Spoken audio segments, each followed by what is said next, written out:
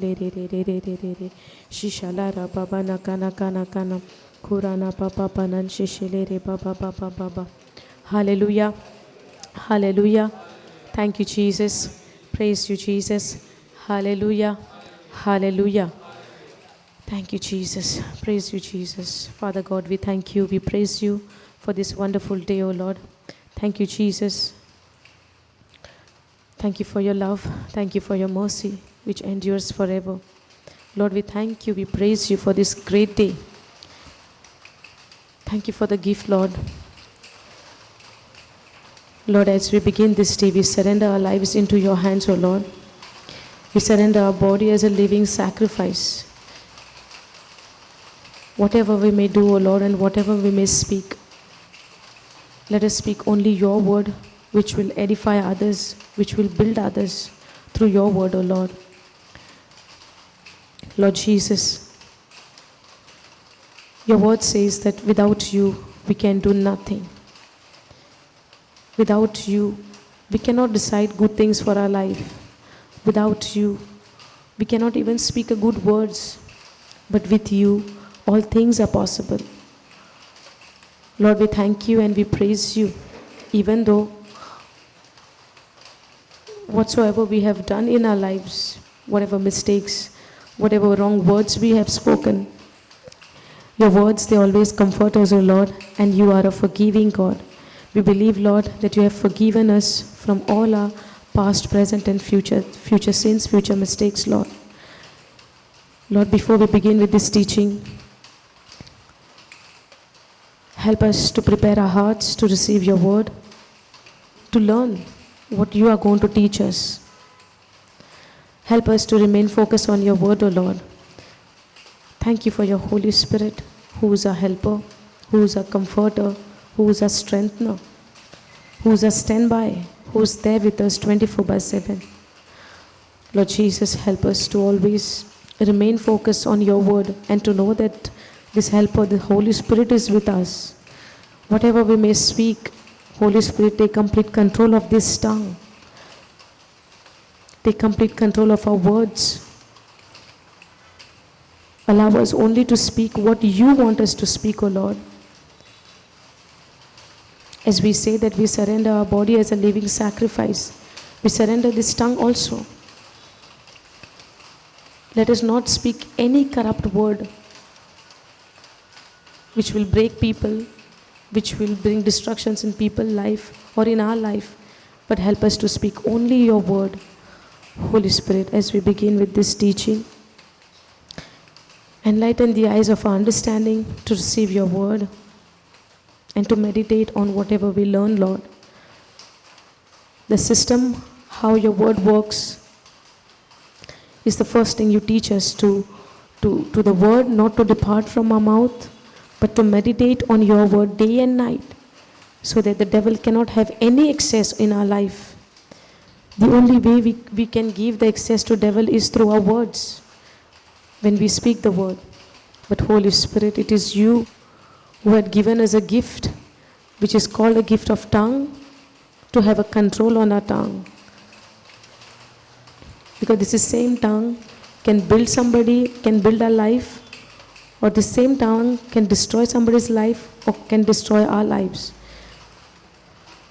The reason we are gathering here every time, Lord, to learn your word, to study your word, so that we can have a control on our tongue, on our words, on our life, by knowing your words as you teach us. Take complete control of this teaching, this session, O Lord. Let whatever we may speak, whatever we may learn, let it be according to your will and to your purpose. Thank you, Jesus. Thank you, Father. Thank you, Holy Spirit. In Jesus' name we pray. Amen. Hallelujah. Thank you, Jesus. Good to see you all. Thank you, Jesus. Hallelujah. Praise God. Every time we ask, no, how are you? And then people would say, they remember the answer. Oh, we are blessed, anointed, highly favored. So I'm not asking how are you, because I believe that you all are blessed, highly favored and anointed. Yes or no? Praise God. Thank you, Jesus. Hallelujah. Thank you, God. Thank you, Jesus. Thank you, Holy Spirit. Okay. As God is leading us in some direction, right? As we have done the opening prayer, what did we speak about? What God spoke through us? About the words, what we speak. Yes or no? Because every day when we begin with our day, what do? We speak words. We speak many things. We speak, how I will spend this day, what I will do. If people are working, they would say, oh, today I have to go to office. I have to do this presentation. I have a talk. They prepare. Yes or no?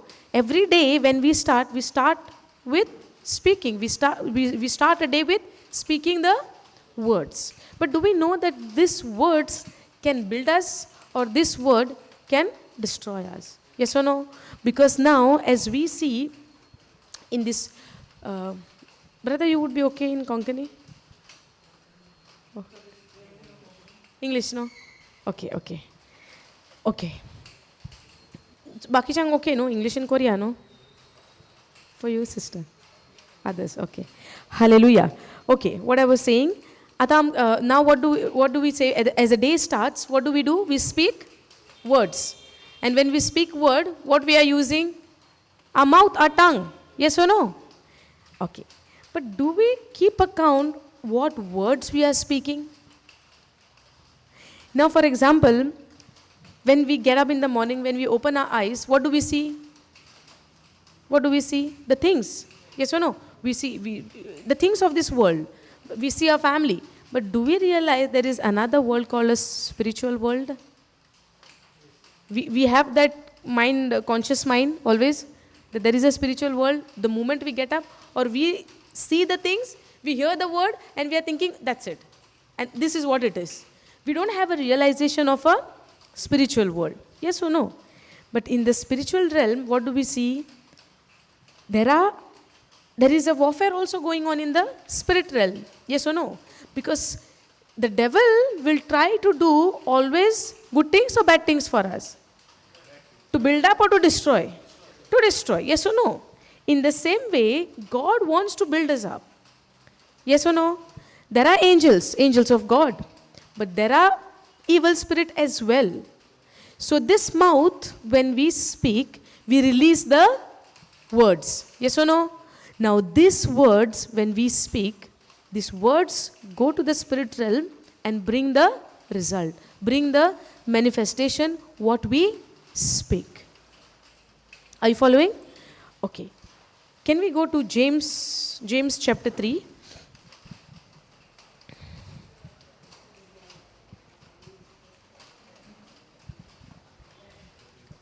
One onwards.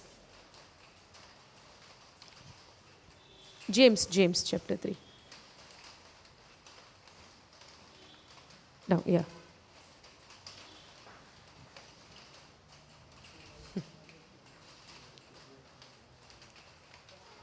Okay. Not many of you should become teachers, my fellow believers, because you know that we who teach will be judged more strictly. Not many of you should become teachers, my fellow believers, because you know that we who teach will be judged more strictly. Go down. We all stumble in many ways. Anyone who is never at fault in what they say is perfect. Anyone who is never at fault in what they say is perfect, able to keep their whole body in check. We all stumble in many ways.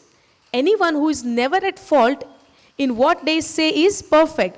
But can we never ever can speak any wrong things? Can that happen? Or we might. Yes or no? Praise God, sister. Okay. We all stumble in many ways. Anyone who is never at fault in what they say is perfect, able to keep their whole body in check. Go down. When we put bits into the mouth of horses to make them obey us, we can turn the whole animal. Now, have you all seen horse? It's a big animal. Can we control horse? If there is no bit in his mouth, can we control? So how do we control him? The bid, right? Yeah, what the word they give? The bids. Okay. So, to control that animal also, they put a bit into his mouth of horses to make them obey us. Now, how do men obey? How do men make animal to obey him? By putting bits into the mouth of the horses to make them obey. To obey us, we can turn the whole animal. So, where has to be the control? In the mouth. Yes or no? Now, this animal, if this horse cannot be controlled, this animal, if you want to control, and if there is no bit in the mouth, can we control? No. Have you seen in the movies sometimes, when they go out of control, and man cannot control. If there is no bit, man cannot control. The only control man can have on horse because of the that bridle. Understood, right? That's something they put in the nose and the mouth. Something to do with the mouth. That's what the scripture says. When we put bits into the mouth of horses. Now, even for this animal to control, what they need to do? To control the mouth. What about us? What about us? How many words we are speaking in a day? How many words we are speaking about others? How many words we are speaking on our own life? Yes or no? How many words in a day we are speaking about our own life? How many words we are speaking when somebody did something for us? How many words we are speaking when somebody else is doing something wrong and we are pointing out fingers to them and speaking the words? Yes or no? But there is something God has given control on this tongue. We'll learn this in the later part. Now, to control this animal, control this horse, what man is doing? Putting a bit into the mouth of horse to make them obey us. We can turn the whole animal by controlling his mouth. Can we go down? Now, or take sheep as an example. A big ship. Have you all seen the ship? Is it written a ship or small boat? Ship. So ship would be how big? This big. Or this big. Very huge. A very big ship. A cruise ship, you can say. A very big ship. Now we'll see how the ship has been controlled. Or take ship as an example. Although they are so large and are driven by strong winds, they are stirred by a very big rudder. Very big. Big rudder, small rudder. A small rudder. And ship, how big it is? A very big ship. How big body do we have? And how small is the tongue? Are you following? How big body we have and how small is the tongue? Go to the second verse again. Go second verse, go on top. We all stumble in many ways. Anyone who is never at fault in what they say is perfect and able to keep their whole body in check. Anyone who is never at fault in what they say and the body. What is the connection between say and the body? How do you say? With the tongue. Are you following this? We all stumble in many ways. Anyone who is never at fault in what they say. How the saying is happening? By the tongue. What they say is perfect and able to keep their whole body in check. When your tongue is in control, able to keep the whole body in check. With this one tongue. Are you understanding? Now you go fourth verse. Or take sheep as an example. Although they are so large, sheep are so large. The scripture itself says, although they are so large and driven by strong wind, they are stirred by a very small rudder wherever the pilot wants to go. The pilot is controlling the big ship by pushing it or by that small rudder. With the small rudder controlling the big ship, In the same way, when you keep an account in your word, your whole body is in check. Go to that second verse in AMP.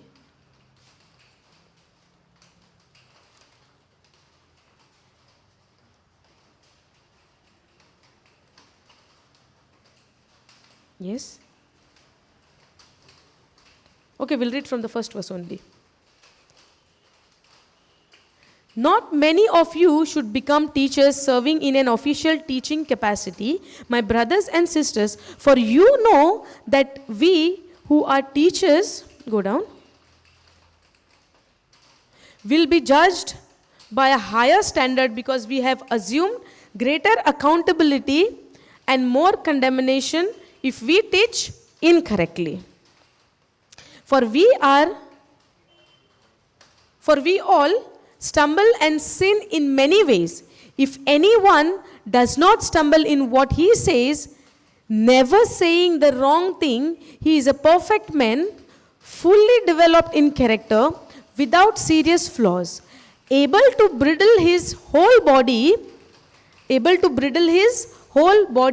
but he is a perfect man, fully never saying.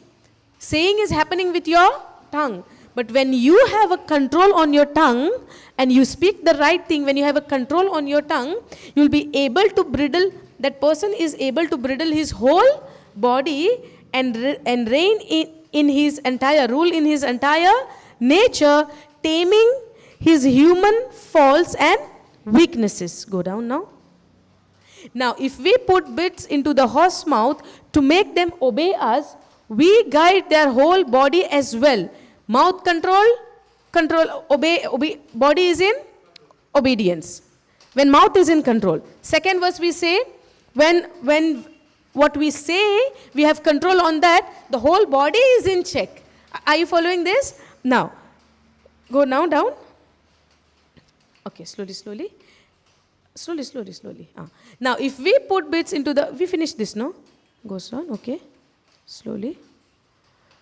And look at the ship, even though they are so large and are driven by strong winds, they are still directed by a very small rudder wherever the impulse of the helmsman determines. The pilot, wherever he wants to direct the ship, because with the help of this rudder, he can move the ship wherever he wants. Now, even no matter how big is the ship. Now, for example, now, when we speak the words, problem would be very big. Situation would be, circumstances would be very big, so problematic, it looks like no solution, no nothing. But it all depends in that situation, what do we speak? In that situation, what do we speak? When the problem comes, many a times, sometimes, most of the time, or all the time we can say, what do we speak? About the problem. Correct? More of the discussions will happen on what? If any small incident is happening, small situation is happening, maybe how many hours we are sitting and keep on going on the same matter, same topic. It would look like what? Oh, I'm not doing anything wrong. Whatever happened, we are just discussing. But that discussion can lead our life into destruction. Are you following this? It looks like it could be in any place. When something is happening which is not right, instead of asking the Lord to give us the understanding, we do the discussions. And in this discussion, we will take somebody and speak about that, and we don't even realize where we are heading, in which area. Because the devil is so cunning, so subtle, we don't even know how he enters. It's not that the person who is doing wrong is talking or speaking the words. Even if something is happening bad to me or bad to you, we might be sitting and discussing about, talking about it, but not realizing what words we are speaking. Instead of fixing this problem by the word of God, the devil will take us in some other direction, and for us it will look like how, what picture he will give. Just the way how he gave the picture for Abe. Hey, you eat it, you will surely not die. You will not die. And Abe fell for that. You know why? Because he said, God, what he told to Adam, if you eat the fruit, you will surely die. But when the devil comes, what he is giving? You will surely not die. Same word, but not die. But what God said, surely die. What devil is telling to Eve? Surely not die. But the command was given to whom? To Adam. But now he's come to whom? To Eve. Surely not die. But the moment she gave her ears to listen to the voice of the stranger, what will happen? We will have that tendency to act on that situation or to take an action on that situation. Yes or no? When people come against you, either you will build yourself in the word, or either you will take some decision, or either you will start speaking also bad about it. And that is what the devil wants. Because when this tongue is in control, because every word, it's not just we can't say, oh, we were just discussing, or we were just having a conversation. But the word whichever goes out from the mouth will bring the result. Definitely bring the result. If I speak on my own life, I will see the manifestation. I will see the destruction. If I speak, you replace the situation into according to the God's word. Because God said, no matter what the circumstances, no matter what the situation, I am with you. You remain focused on me. But what do we do most of the time? Discuss the problem. Discuss the situation. And what excuse we will give? Oh, just discussing. What is there in discussion? But in discussion, we need to see what discussion we are doing. What words we are speaking. Is it really the Holy Spirit? Are you following? Because this devil can deceive. Oh, we can take an example of Peter. Peter's example. Was he a disciple? Was he a disciple of Jesus? Yes. But when he said, who do you think I am? What did he say? You are the Son of the Most High God. Yes or no? And then he said, flesh and blood did not reveal this to you. It is my Father in heaven. Correct? No. So he said, the revelation what you got about me, that I am the Son of the Most High God, this is not from your own understanding. This is not from your own mind. It is from my Father. It is from my Heavenly Father. He revealed. Revealed means what? It's a revelation. It's a revelation. Did Peter heard it anywhere? Did he saw somewhere it is written? No. He got the revelation. And what Jesus is telling? Flesh and blood did not reveal this to you, but it is my Father in heaven revealed this to you. Yes or no? Immediately after that incident, Peter is taking Jesus in the side and he's telling, I will not let this to happen. What Jesus was speaking about his death, right? He said, I will not. Immediately Jesus says, get behind me, Satan. Now Jesus, few minutes before he said, my Father has revealed this to you, that I am the Son of the Most High God. I came from heaven. I am come from my Father. And this same Jesus, within few minutes, he's telling to Peter, get behind me, Satan. Are you following this? Now this tongue can build us. This tongue, through our words, can destroy us. Are you following? Now we take the example. If this Peter can get deceived, before God's Spirit spoke through him, immediately after what happened? The evil spirit spoke through him. That's why we personally, individually, now when we say we are born again Christian, we say I am in Christ Jesus, we say that Jesus is my Lord God and Savior. When we say that, we are instantly born again, right? So when we are born again, that does not mean we continually speaking the word of God. This Peter who spent time with Jesus day and night, seeing all the signs and wonders and miracles, and he learned the mystery of the kingdom of heaven day and night with Jesus. God revealed things to him, that he is the Son of the Most High God, and Jesus is telling, flesh and blood did not reveal this to you, but it's my Father who is in heaven. He revealed this to you. Yes or no? If Father can reveal things to Peter, why not for you and me? When we remain in that relation. Are you getting this? If Father can reveal to him, but at the same time, we need to be very, very careful and very, very vigilant. If the evil spirit can speak through Peter, evil spirit can speak through us also. But it is depend on us how we give access to God's Spirit or to the evil spirit. It is totally depend on us. If I walk in the flesh, definitely the evil spirit can take over and speak through me. Understanding? That's why the Bible says, no, do not walk in the spirit and not after the flesh. We as a believer, we are supposed to walk in the spirit, not after the flesh. Are you following this? Now, how we will walk in the spirit and not after the flesh? When we remain abide in Jesus, when we remain connected to the vine, that's where we can walk in the Spirit. Are you understanding? Now see, even though they are, now this is talking about the ship. Now this is all connected with the words. Now we started with the words. Now you might be thinking, oh, she went in the walking in the Spirit and after the flesh. But this is all a circle. This circle is getting connected with all of those things. Now why I'm saying we started with the words. When you speak the word of God, when you remain abide in the vine, when you meditate on the word of God day and night, is there a chance for the evil spirit now come and speak through you or to take control of you? No, because when you meditate on the word of God day and night, what you are going to speak? The word of God. So when you speak the written word of God, what happens? The devil will flee. How do we know? We see in the life of Jesus when he was doing fasting and praying and fasting in the wilderness for 40 days and 40 nights. Correct, no? In the book of Matthew 4, we see that. And Jesus was, no need to go, brother. It's okay. I thought you are going to Matthew. No.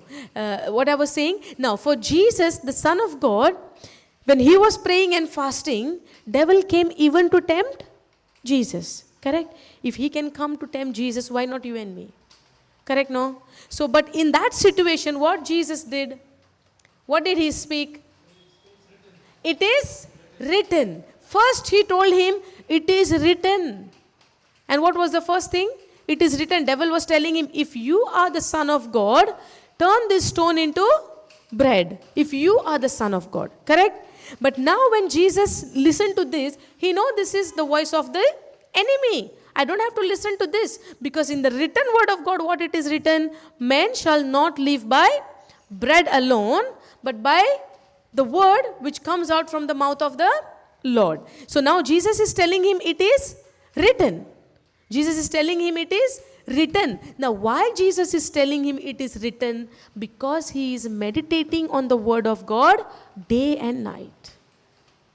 So when we meditate, the key is what? For us to remain in the branch, remain in the vine. The key is what? For us to remain in the word of God, to keep ourselves soaked in the word of God, is meditation and speaking the word.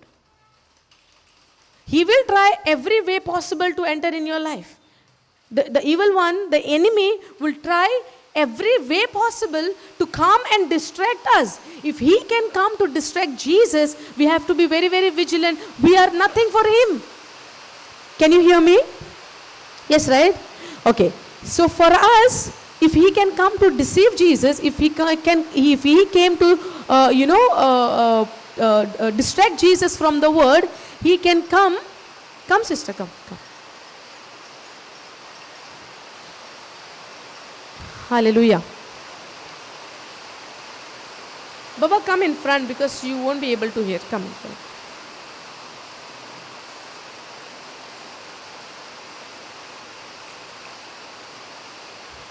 Yes, Sister Annette, you would like to come in front? You can hear me? Okay. Hallelujah. So, if for Jesus, if the devil can come to deceive, to come and to, in the second time, when he come to Jesus, he said, when Jesus said for the first time what? It is written. Second time what he say? It is also written. You jump from high, he said, and it is also written. So the evil one can come with the word of God to deceive us. So we need to be very, very vigilant in the word of God, in meditating and learning and studying on the word of God, to recognize the voice of for us, how we will recognize the voice of my God? How will I recognize the voice of the Holy Spirit? When I have that relationship with the Holy Spirit. We see, right, in the book of John, John chapter 10, Jesus is saying, the voice of the stranger, they will not follow. Correct? Did you heard that? The voice of a stranger they will not follow, because they have a relationship with the Father. They have a relationship with Jesus. So now when the voice of the stranger comes, they will not follow, because they have a connection with the real voice. So when you have a connection with a real voice, you will not follow the voice of a stranger, even though when the stranger is coming and telling you it is written. Because you know the original voice. And you will know the original voice only when you have the relationship with the Holy Spirit. Are you following this? So we have to be very careful. And what is that? Oh, it's a coconut bell, I think. Okay, thank you, Jesus. Thank you, Holy Spirit. Thank you, Father. Sister, you can come and sit in front. What about the online? The voice is good?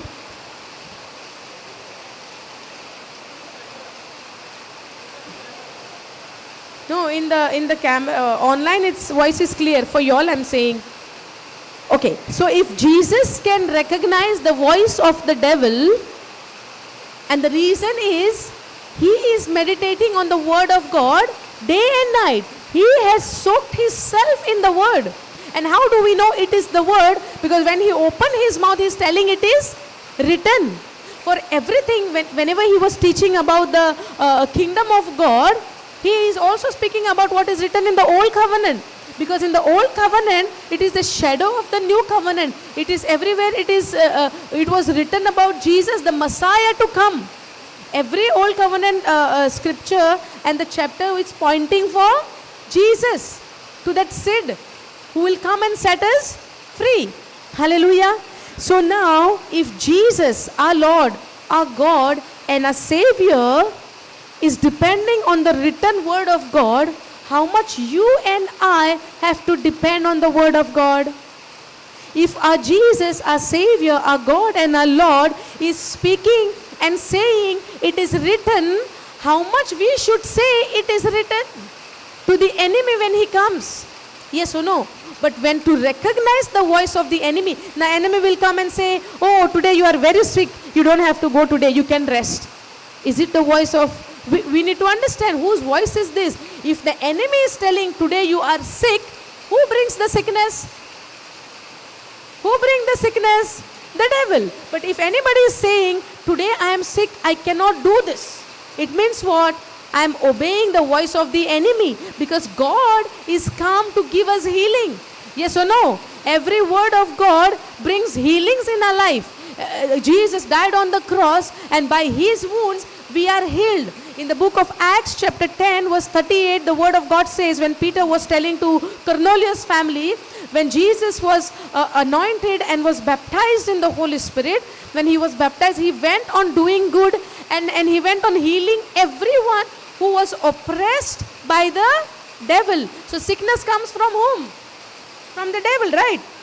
So when somebody is coming into our ears and giving a voice to us, today you are sick, you don't have to go. Sickness comes from whom? From the devil. But if the voice is coming and telling me, you are not sick, you are healed by the wounds of Jesus Christ, you can do all things. Your strength is not from your ability, from your power, from your physical effort. Your strength comes from Jesus. Because I can do all things through Christ Jesus who strengthens me. So from where I get my strength? From Jesus. When somebody is coming and telling in my mind, in my ears, that you can do all things, this is the voice of the Holy Spirit. This is the voice of God who is speaking to you through his Spirit. So when somebody is coming and telling you, you are sick, don't go. When somebody is coming and telling you, you go, you can do all things through Christ Jesus. Now it is very easy for me to discern, to understand whose voice I am supposed to obey. But if I don't know the written word of God, if I don't speak the word of God day and night, if I don't meditate on the word of God day and night, will I be able to recognize the voice of the enemy? No. Jesus said, no, voice of the stranger, you will not follow. They will not follow. Why? Because they are so connected with the vine. They are so connected with Jesus. They are so connected with the written word of God. Now they know the voice of the stranger I am not supposed to follow. And they will follow only the voice of the Holy Spirit. Because Holy Spirit God has given us, and this Spirit of God will always testify for us about Jesus. Nobody else. The Holy Spirit is the Spirit of God. This Holy Spirit is Spirit of Jesus. This Holy Spirit who is given to us, he will guide us, he will lead us only to Jesus. Because Jesus is the only way, the only truth. And the Holy Spirit is the Spirit of truth. So when He is the one speaking to you, He will lead you only to Jesus. So what we are supposed to do now, as we are born again, we have the Holy Spirit, we have the Spirit of God, we have Jesus with us, we have Father with us. But the system of God is what? What do you speak?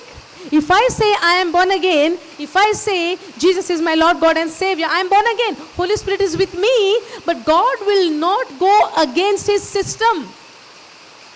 God will not go against His system. And system is what? When you speak the word, it brings the manifestation in your life. When you speak the word, that's why taming this tongue is very, very important. Even though, now if I say I am born again, so I can speak whatever I want, no. Even though I am born again, I am a believer. It speaks about the believers, right? In the first verse we see. It speaks about not the other people, unbelievers. It speaks about James is speaking about the believers. So these believers also can fall by speaking the words. Are you following? So if I say I am a believer, I am believing in Jesus Christ. If I say I am born again, I am the child of the Most High God, that does not mean I will always speak the word of God. If I don't meditate, if I don't remain connected to the vine, I will speak the destruction words on my life, as well as on my family, as well as on my colleagues, as well as on my friends, whoever is related to me. Are you following this? So taming our tongue is very, very important, because a small two examples are given for us in this scripture. One is the horse example and one is the sheep example. Now this big horse, the horse is an animal. If the horse goes wild, did you see how he will react? When the horse goes wild, jana to apu jata ghoda, then how he will react? He will run, he will hurt people, he will damage. Yes or no? To control that horse, what they put. Now why James has to give the example of a horse? Why he might have given the example of a horse? There is no other animal. But can you imagine when this horse go wild, if there is no bit on his mouth, and when he go wild, what will happen? The only way, he can damage. The only way to control this big animal, this horse, is to put a bit in his mouth, bridle in his mouth. So taming the tongue is very, very important. Even for us, the same thing. Now, does Apostle James wants to teach us something on animal, or he is giving example for us to learn? He is giving examples. Now, such a big, large ship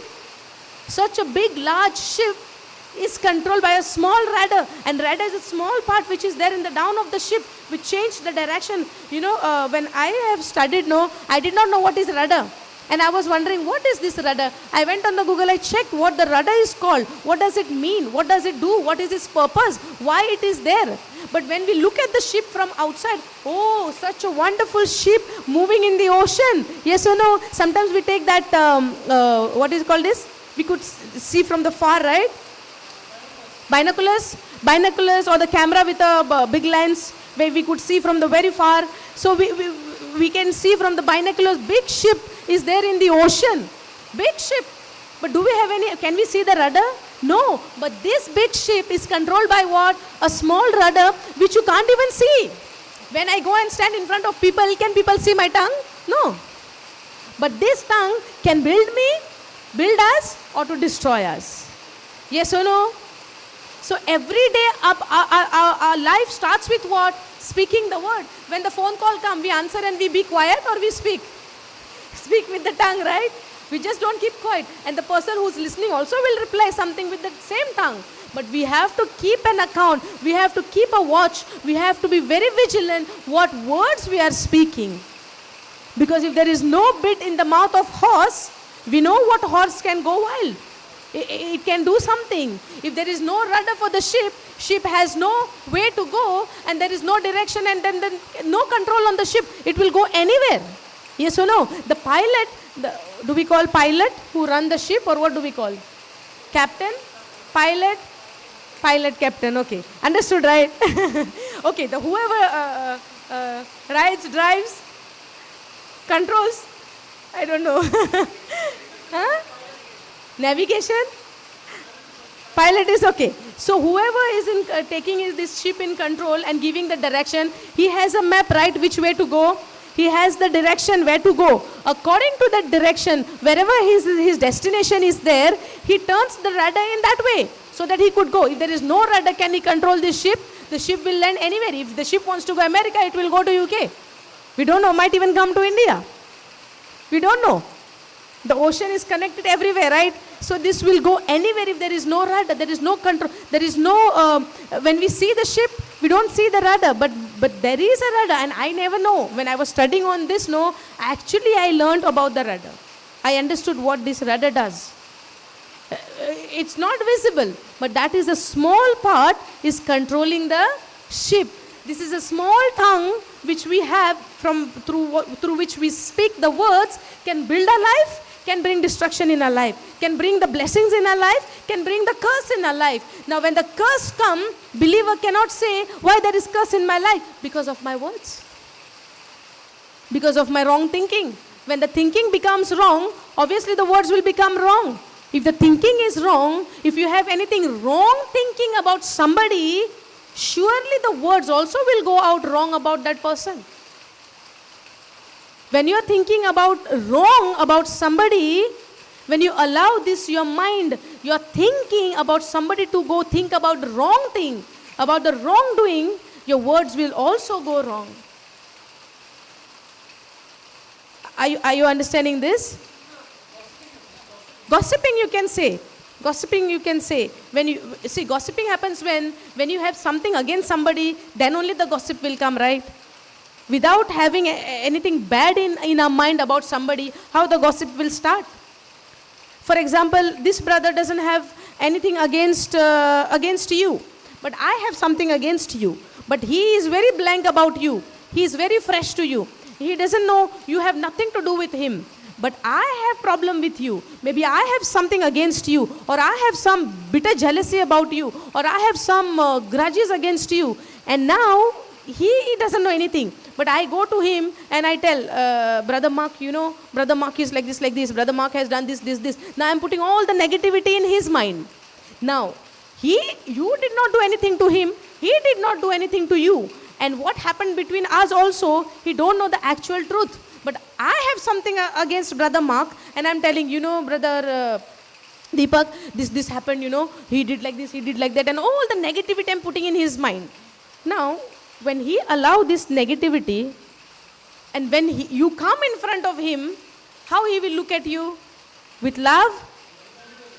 How he will look at you? Now the problem is between you and me. He has nothing to do anything with you. But when he see you and he comes to know, oh, this is the Brother Mark. Oh, this one. Sister Anisha told me about him. So you did not open your mouth. You did not say anything. But now what's going in his mind? Even though he doesn't speak, what is running in his mind? Oh, he's like this and he's like that. On whose basis? On my basis. What I told him.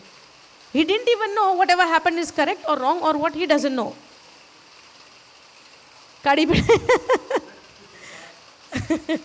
Hallelujah. Understanding? Like this situation anytime happened? Many times it's happening. Yes or no? We take the opinion of somebody else and we are judging others. We don't even know. We might know the half truth or half lie. We don't know the whole thing. But because somebody came and told, we are judging the third person. Does it happen? Office anjata, Ebashen? In the offices it happens, right? Somebody is going and telling to the boss, this happened, Now the boss is coming and looking at that person with that binoculars. So no matter what that person is doing, good or wrong, the boss will look, everything is doing is wrong only. Because why? The mind is running with all the wrong things. But if I think on the word of God day and night, this word of God will rule in my mind and never allow me to think anything wrong about anybody. We are no one to judge anyone. Are we? Who is a judge? Hallelujah. So the word of God is teaching us. But now, how the whole scenario is happened? Because of the words. Somebody came and gave the words in the ears. And now, after entering these words, it's running in this mind. And because of this, our thinking is changing. Our words are changing after that. Why? Because I allowed the words to go in my ears. If we try to do everything, what the Holy Spirit will do then? If we try to do the job of God, then what God will do then? Are you following this? Okay. Now, that's why the control should be where? In the tongue. In the words what we speak. In the words what we speak. The control has to be, the taming should be there on our tongue. But if we are learning, we as a believer, we as a people who is in Christ Jesus, when we study the word of God, what will run, what we will meditate day and night? On the word of God. But see, we say that life and death is in the power of the tongue. These words, the power of the tongue means what does the tongue does? Speak the word. Correct? What does the tongue does? What is the job of the tongue? To speak, right? Speak and taste the food. Tasting the food, very good we do. But what about the words? Tasting the food, enjoying the food, telling people, oh, this salt is less. Oh, masala is very good. Marination is very nice. I love the food. In this, of the tongue job is what? Tasting the food. And the other one is speaking the word. Yes or no? But the eating the food also, we have a limit. We might eat breakfast, lunch, and dinner. And in the middle, snacks. Not 24/7 we are eating. But speaking is 24/7. Yes or no? So where has to be the more control, on speaking or in eating? In the speaking. Eating also there has to be a control, okay? We should not go out of control in eating also. Eating also we have to have a control. But at the same time, the most importantly, we have to be very, very careful in what words we are speaking, and also not only speaking, on what words we are listening from others. This is also very important, because these words can make a problem. Now somebody would say, I did not speak anything. I am not the one who spoke. I only heard the word. But after hearing the word, these words are going to run in your mind, and then your words will change according to your thinking. Yes or no? Whatever you have inside, that is only you're going to vomit, right? If a person is eating and eating and eating, and that person is very full, and he ate so much of biryani, and now the biryani is still here. Now he cannot digest. What he will vomit? Pulao? Roti? What he will vomit? Whatever is gone inside, that person will vomit that only, right? Are you following? If they have eaten the biryani, he will vomit the biryani. If he has eaten the roti, he will vomit the roti, because could not digest. So whatever you listen, and if you allow those things to remain in you, you will speak only those things. Yes or no? Are you following this? Because our life is begin with speaking the words. Our day is beginning with the speaking the words. The moment we get up, the first thing we'll say, God bless, or maybe good morning. Starts with the word. Whatever you speak, it will be with the words, right? But now Apostle James is telling us we have to be very, very careful in controlling our tongue, in what we are speaking. Can we go to the first verse? Second verse?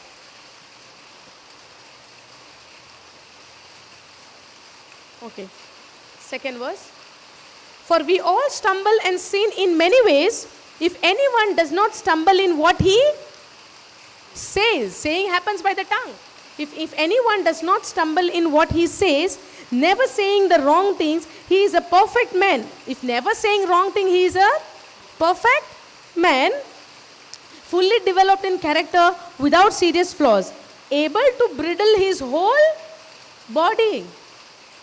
When you have a control in your tongue, able to bridle his whole body and rule in his entire nature.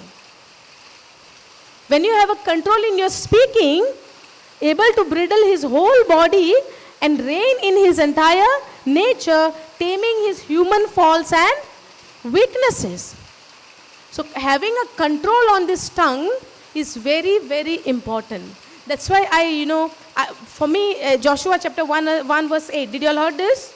It's a very, this scripture, it can, when we thoroughly meditate on this, we already had a control on this tongue. You know why? Because the scripture says, this book of the law shall not depart from your mouth. Meditate therein day and night. And when you meditate therein, you will do according to it what it says. And then you will be successful and prosperous. So my success and my prosperity is not depend on God, it's depend on me. And God has given us the key. And what is the key? This book of the law shall not depart. The word of God shall not depart from your mouth. God knows if I say something, I cannot have control on my whole body as well. Able to bridle his whole body when he have an account in what he is saying. When there is a control in the tongue. When there is a control in the tongue. Now control in this tongue in speaking what? The things of the world. But we should go unlimited in speaking with this tongue is about the word of God. Now somebody would say, oh, control your tongue, taming your tongue, controlling your tongue. But controlling your tongue means what? We are not saying, the word of God is not saying you should not speak. We should speak. But what? The word of God, this book of the law, the word of God, Somrutiche pustok, Devache utor, the word of God should be on your tongue, in your mouth, day and night. And meditate on the word of God day and night. So my mouth also is controlled by the word of God. My mind is also controlled by the word of God. And if somebody is coming and giving any garbage, we can say, we are not a dustbin. Don't give me any garbage, please. Because many a times what happens, we don't speak anything wrong. But somebody is coming and giving all the poison in the ears. But are we supposed, did God told us to take the poison in our ears? No. Whatever judgment is going to happen, whatever judgment somebody has to pay, that God will look out. It's not my lookout. If you did something wrong, God is going to God is the one who is going to teach you, who's going to, who's going to judge you. We are no one to judge anyone. Yes, we are there. According to the word of God, we can correct people, we can show. Because many a times, if we don't know the word, we don't know, right, how to walk. Now this is what? The mirror. Yes or no? This is what? The mirror, a spiritual mirror. When we look into this mirror, when we look into the mirror, when we look into our life, the word of God shows. The Holy Spirit speaks through the word of God and shows where we need a correction. And we should make the correction. Because nobody is perfect. Nobody is correct all the time. That's why the word is given, no. Why the word of God is given? Why it is necessary for us to meditate on the word of God day and night, so that we will not fall. And even if we fall, this word is the one who brings us up, who picks us up. Are you following? But the destruction comes, the problem comes, or the good things also come when we speak the word. If I speak the word of God day and night, meditate on the word of God day and night, I would see the goodness in my life. I would see the blessings of God flowing in my life, manifesting in my life. But now, blessings is given to everyone? Yes. Those who believe, it is for everyone. God has blessed us with every spiritual blessing. Yes or no? Or some spiritual blessing. All the spiritual. According to Ephesians 1, verse 3, we see, let's not go. The word of God says, God has blessed us with every spiritual blessing. Now, when I speak the word of God, I speak those blessings on my life. When I declare those promises on my life, then only I'm going to see the manifestation. By knowing that God has blessed us, but if I don't speak, am I going to see the manifestation? Many a times, people come and say, I go through this problem. And then we say, sister or brother, the word of God says this. We have to tame our tongue. We have to control our tongue. We should not speak the negative things. We should not speak the problem. No. I'm not speaking the problem. I'm just saying what has happened. But even when we say what has happened, what we are releasing out.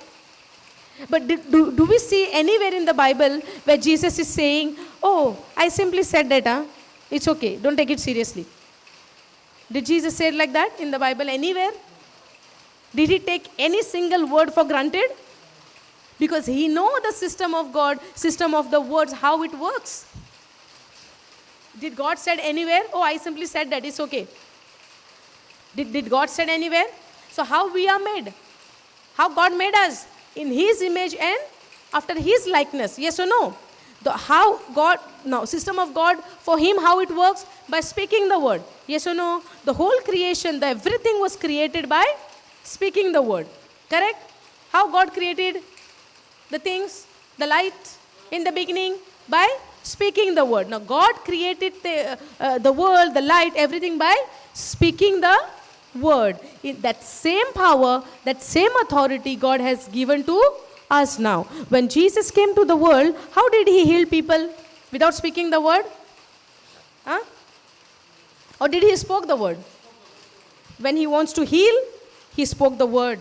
When he spoke the devil, he spoke the word. Come out, leave, go, move. Yes or no? He spoke the word. When he spoke to the devil, how did he speak? It is written that man shall not live by bread alone. Everywhere, every sign, every wonders, every miracle, when Jesus did everything, when he called out for Lazarus, he shouted loud. In a loud voice, Lazarus, come out. Did he spoke the word? Yes or no? In every area, in every miracle, in every place, Jesus spoke the word. If God is speaking the word and creating his creation, if Jesus is coming to the planet Earth and he is doing everything by speaking the word, then what about you and me? We have to speak the word. Now, taming your tongue is good. But at the same time, God has given us this tongue to speak the word of God, not the words of this world, not our problem, not our situation. Are you getting this?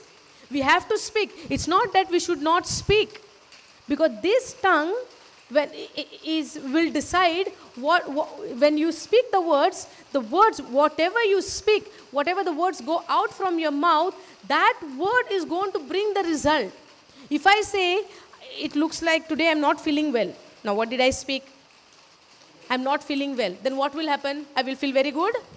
What will happen? Maybe at that very moment I will not feel anything. But after some time, I will feel that something is happening to me. Something is going wrong. Something. I remember one lady, she said, at the age of so and so, I will have this kind of sickness and I will die in that sickness. So and so age, so and so sickness. Exactly same happened. What did she spoke? What did she spoke? She spoke death over her life. That's why life and death is in the power of our tongue. But in the book of Deuteronomy, even God said, blessing and cursing, life and death is in your tongue. But God is suggesting us to choose life. I think it's Deuteronomy 30:19. Can you go Deuteronomy up? Go. You go up. Go more up. Go up more. Okay, 30.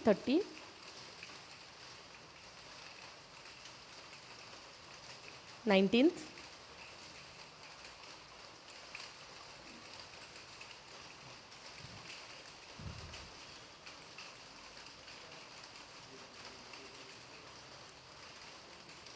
I call heaven and earth as witnesses against you today that I have set before you life and death, the blessing and the curse. Therefore, you shall choose life in order that you may live, you and your descendants. What God is telling us to choose? Life. But life and death is set before you.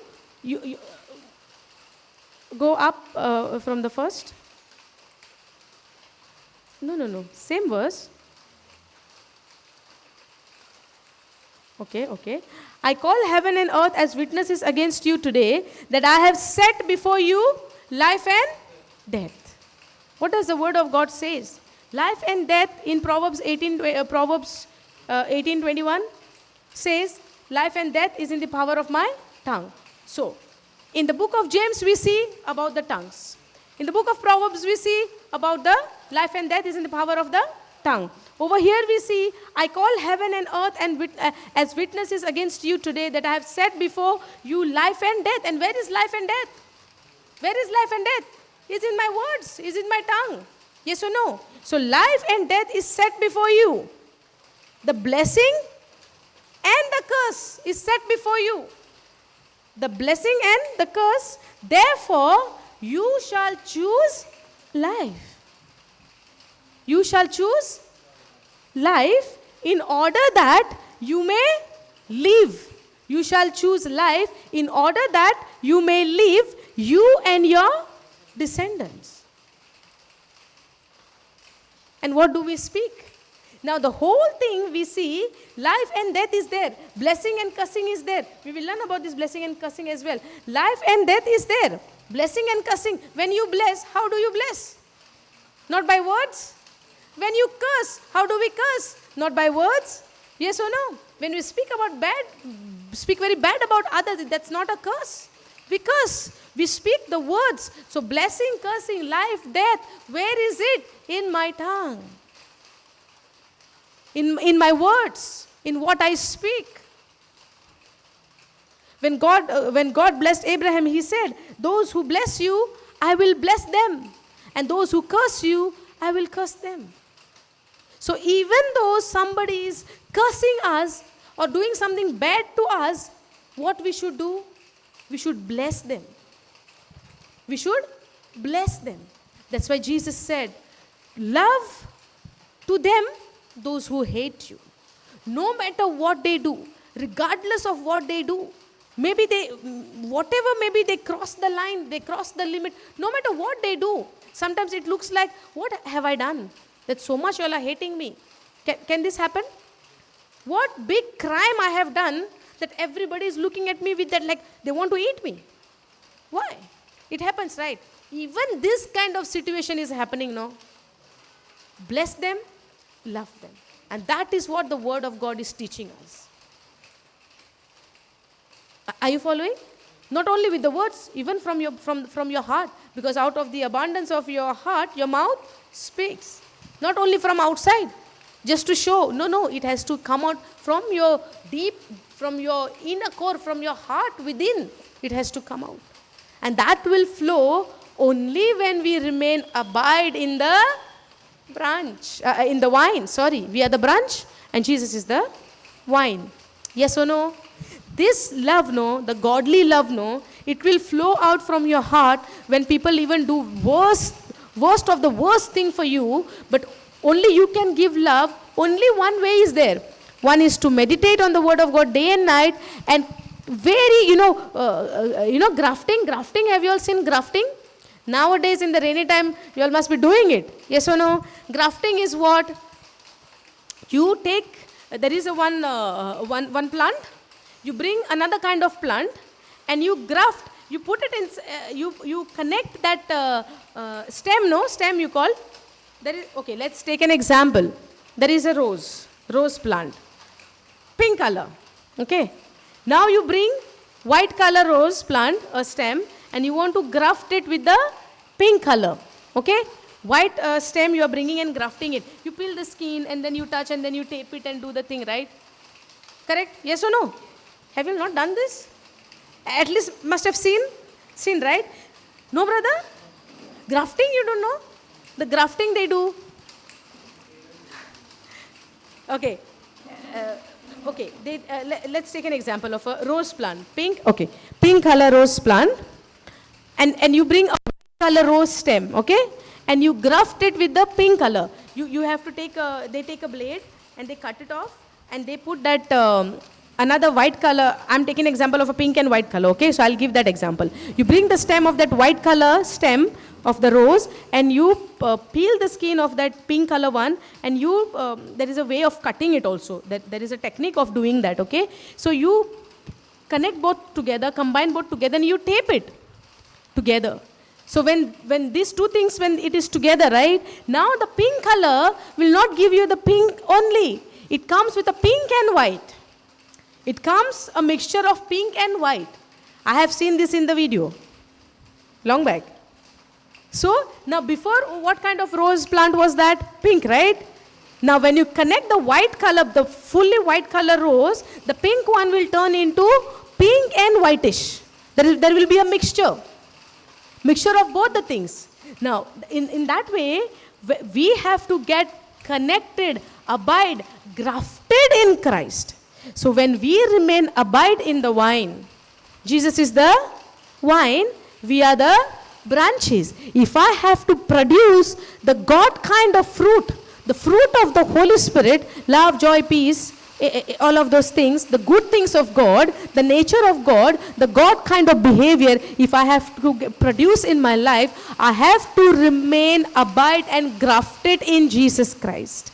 So now when people are coming, now this rose plant is there. Sometimes we put the fish water to the rose plants, the dirty water we put, yes or no? The rotten things we put, but even the manure we put, the bad things we put, the garbage we put, yes or no? So when we put the garbage and that all the dirty things, fish water, all of those things, when we put the fish water for this rose plant, the rose flower when it comes, do you smell fish? Do you smell garbage? Do you smell dirty smell? Or the rose gives you the wonderful, beautiful smell?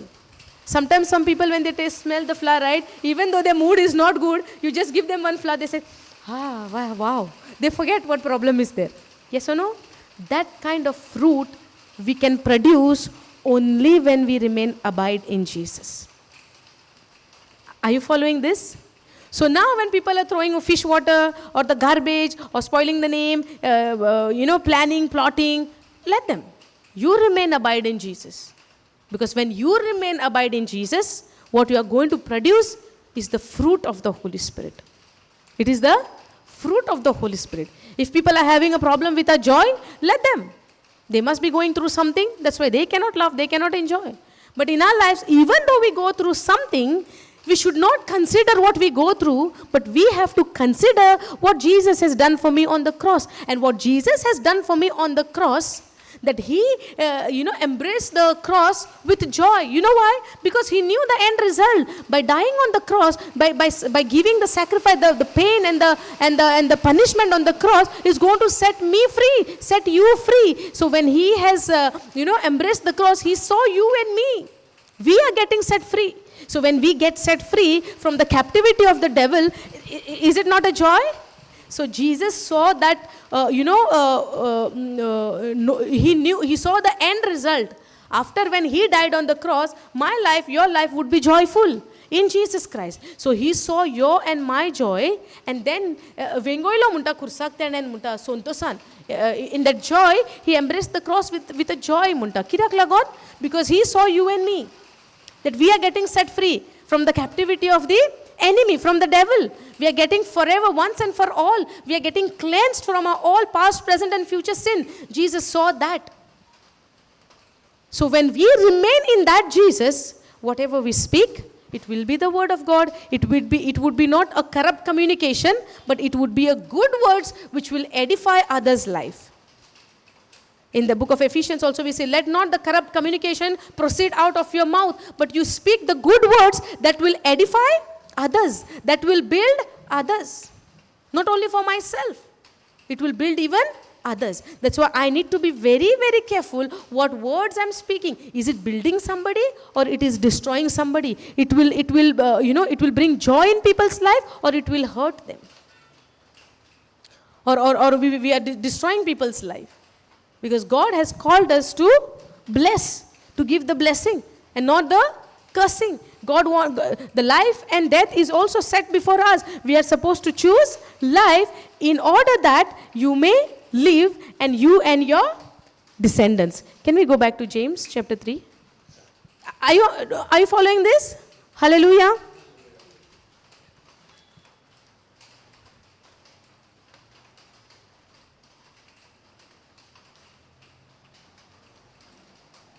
Okay, go down. Go to the 5th verse.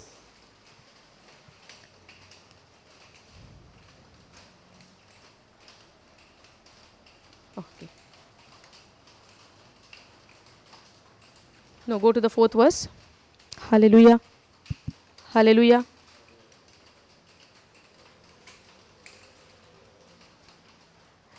This is about the sheep, right?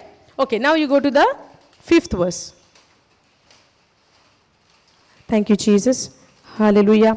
Okay. In the same sense, the tongue is a small part of the body, and yet it boasts of great things. See, by comparison, how great a forest is set on fire by a small spark. A big forest. Do you have to bring a big fire over there? Or little spark is enough? Little spark is enough. To make, okay, go to NLT. Select koranga, select kor. Hallelujah. Hallelujah. Now you go down. 5th verse. Hallelujah. It won't go in the YouTube. Okay. In the same way, the tongue is a small thing that makes grand speeches, but a tiny spark can set a great forest on fire. You can go AMP again. A tiny spark can bring a... Can't hear? Okay. Okay, in the same sense, the tongue is a small part of the whole body. In the second verse, what did we see? When you say, it brings your whole body in check. When you say, when you speak, now it depends on your word. That's how your body is come into a whole check. Now, in the same sense, the tongue is a small part of a body, and yet it boasts of a great things. See by comparison, how great a forest is set on a fire by a small spark. Now, our tongue is compared by a small spark. A one word can destroy things. A small word. Yes or no? For example, if we live in a very big house, a joint family house, okay, where there is many family members are there. Maybe, let's say, 20 to 25 people in a one house, living in a... Possible? Possible, right? And all the family. And this family is a joint family. Example, okay? This family cooking together, eating together. And suddenly one day happens that the whole family is, respecting you the way you are, and they are obeying, they listen to you, they respect you, they listen whatever you say. And one day, because of our good works, because of our good speak, or maybe the way we take care of this family, the whole family is respecting you. There comes a day, maybe your mood is not good, or something must have happened, and now the whole family is there, and you're speaking bad. Because of I'm going through this problem. And you also did these things for me. And this person is being respected in the family, suddenly speaks the word, 1 or 2 words. Can this hold the family together again, or it has destroyed everything? How? That one word, that one spark is enough to destroy this whole family. Yes or no? If there is a big church and everybody is, we can take the family example, we can take the church example, we can take the, in the school, in the offices, anywhere where there is a congregation, where there is a people around, yes or no, who knows you, who respects you, and everything is going good. But there comes a point when the word, one spark, one negative word comes from your mouth. Can this hold the same relationship further, or it will destroy? And how will that destroy? Because of that one word. Yes or no? Let's say, take an example of husband and wife. Every day, husband and wife is in a very good relation. The wife is cooking and everything is going very good. And there comes a day, and the wife is cooking very good. And there comes a day, husband mood is not good, maybe outside. Maybe something happened in the workplace. Maybe something happened in the office. And now he's coming home. Every day he is eating the same food, the same taste. And there comes a time where he is upset somewhere outside for some other reason. And he's coming in the house and he's telling, what is this food? I did not like it. Do you think that is going to, that wife is going to feel good about it? Or that one word? Why, for example, one word, oh, salt is less today. Why, there is no salt in the house? Why didn't you put a proper salt? Why didn't you check? Is it a big words or small words, right? But what will happen to this wife? Is she going to go and sleep a very good sleep, or she's going to ponder? Every day I'm cooking the same quantity of salt in that food every day, because she has a measurement. She had made everything good. But because he is not good, his word can disturb her. His word can, make her upset. His word can broke her. Yes or no? This tongue is a spark. It can bring destruction even in other people's life as well as in our life. Sometimes we get broken. When people around you are not happy with you, how you are going to feel? Broken, right? Am I causing any problem to these people? Because of me, things are happening, going wrong. It will build you up or you will get broken. Broken, right? That's why. Where has to be our focus? On the word. It is all internal connected. If I remain connected to the vine, even though things are coming against, I will not speak the words. According to the situation, the first thing and the number one thing is happening is our mouth is getting opened and we begin to speak. Yes or no? According to the situation, either it is good, we will speak all the good words. Immediately after the good, some bad report comes, what will happen? The same mouth will speak the bad words. The cursing, negative words. Bad words means the negative words. If some problem comes because of somebody, we will start blaming, oh, because of you, this is happening. Because of you, that is happening. Because you are the reason for this problem. You are the cause for this problem. You are the cause for this situation. You are the cause for these circumstances. What this mouth is speaking. Are you following this? God never called us to speak the problem. God called us to speak the word. God called us to speak about Jesus. God called us to meditate on His word. God called us to go and proclaim, to preach about the repentance, to preach about the forgiveness of sins, to preach about what Jesus has done, to preach about how Jesus died on the cross, to preach about what Jesus went through because of you and me, because of this whole world. That's what He said, that God so loved the world that He gave His only begotten Son, and whosoever believes in Him will not perish but have everlasting life. So God called us to go and preach about Jesus. That's why we have to look into our life.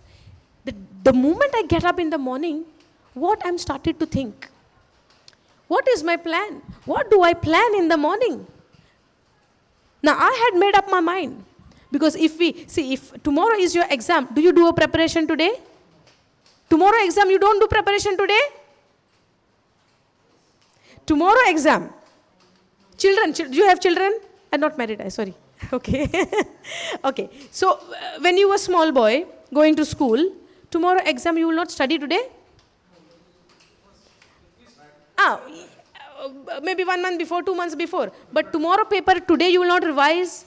You will not prepare yourself. We will prepare, right? No, what I'm trying to say is, if tomorrow is the exam, today we set up our mind. Okay, tomorrow is maybe a science exam or English exam. We take tomorrow English. Today what we do? Science we study.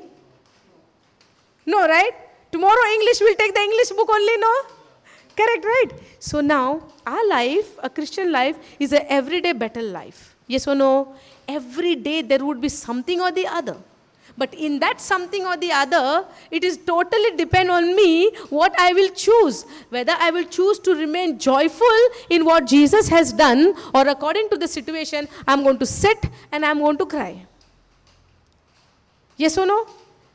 So, just the way tomorrow is exam, tomorrow English exam, today I'm with the English book. Correct, no? In the same way, every day is a battle. For a Christian life, every day is a battle. Every day, there would be something or the other. But in that something or the other, it is totally depend on me. I'm going to consider something or the other, or I'm going to consider, even though in this midst of this storm, I know my God is with me. Even in the midst of these trials, I know my God is protecting me. Even when I walk through the valley of the shadow of death, I know my God is also walking with me. When I walk through the water, when I am in the water, my God says, I am with you. When you go through the fire, God says, I am with you. When we see in the book of Daniel, we see the life of Shadrach, Meshach, and Abednego when they were put into the fire. Before they were put into the fire, the king is telling them, you have to bow down to the statue. You have to bow down to what we have commanded you to do. They say, we are not going to do that. Because we believe and we obey in the living God. The God of the creator of this heaven and earth, the living God. The creator, the God, the Almighty. They said, we are not. And even though God even protects or not protects, we trust in Him. Even though He does it or He doesn't, He protect or He doesn't protect, still we will not do it. That is called the trust. But in that trust, when they were actually put it into the fire, before they were put into the fire flame was been increased 7 times? Yes or no? 7 times, right? It was increased. And the soldier who had gone there to put them inside, they themselves got burnt and they died.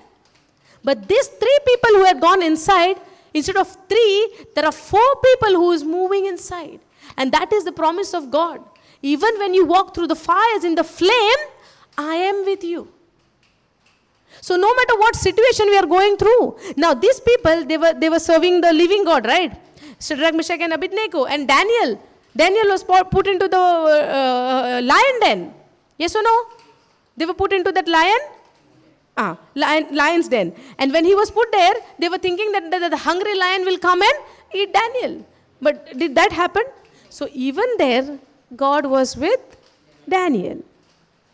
Are you following this? So when we keep, now it looks like what? It's not that, okay, I trust in the Lord, the problems will not come. But God is promising, even in that problem, you trust in me, you depend on me, you rely on me, I am with you. Sometimes our mindset is what? Okay, if I'm serving the living God, if I'm worshipping Jesus, that means I will not have any problem in my life. No. I will not have any situation in my life. No, the Bible doesn't say that. In the midst of the trial, God wants us to be patient. God wants us to be calm. And patience comes when you are guaranteed that God is with you. The patience comes when you are guaranteed that God is also walking with you and getting you out from this storm. But when we look at the storm, it looks like everything is end for us. Yes or no?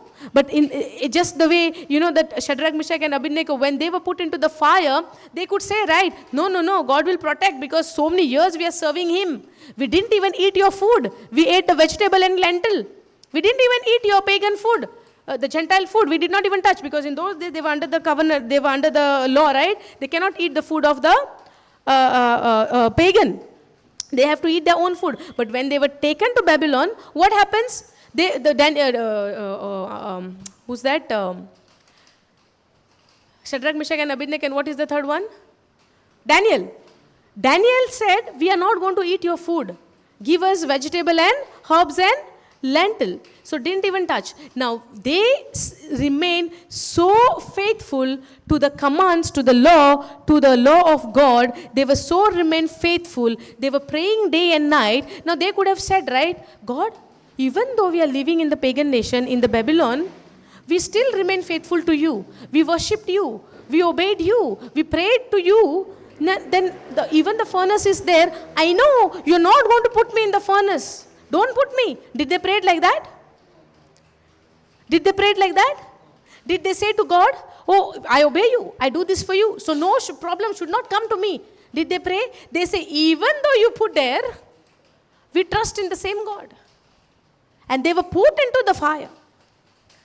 That's why in the book of Isaiah says, no, when you walk through the waters, I am with you. When you walk through the fire, in the flame, I am with you. Just the way he was with Daniel in the lion den, just the way he was with the Shadrach, Meshach and Abednego in the fire. So even when we are in some kind of a fire and furnace and everybody is ready to eat you up, be relaxed, be calm.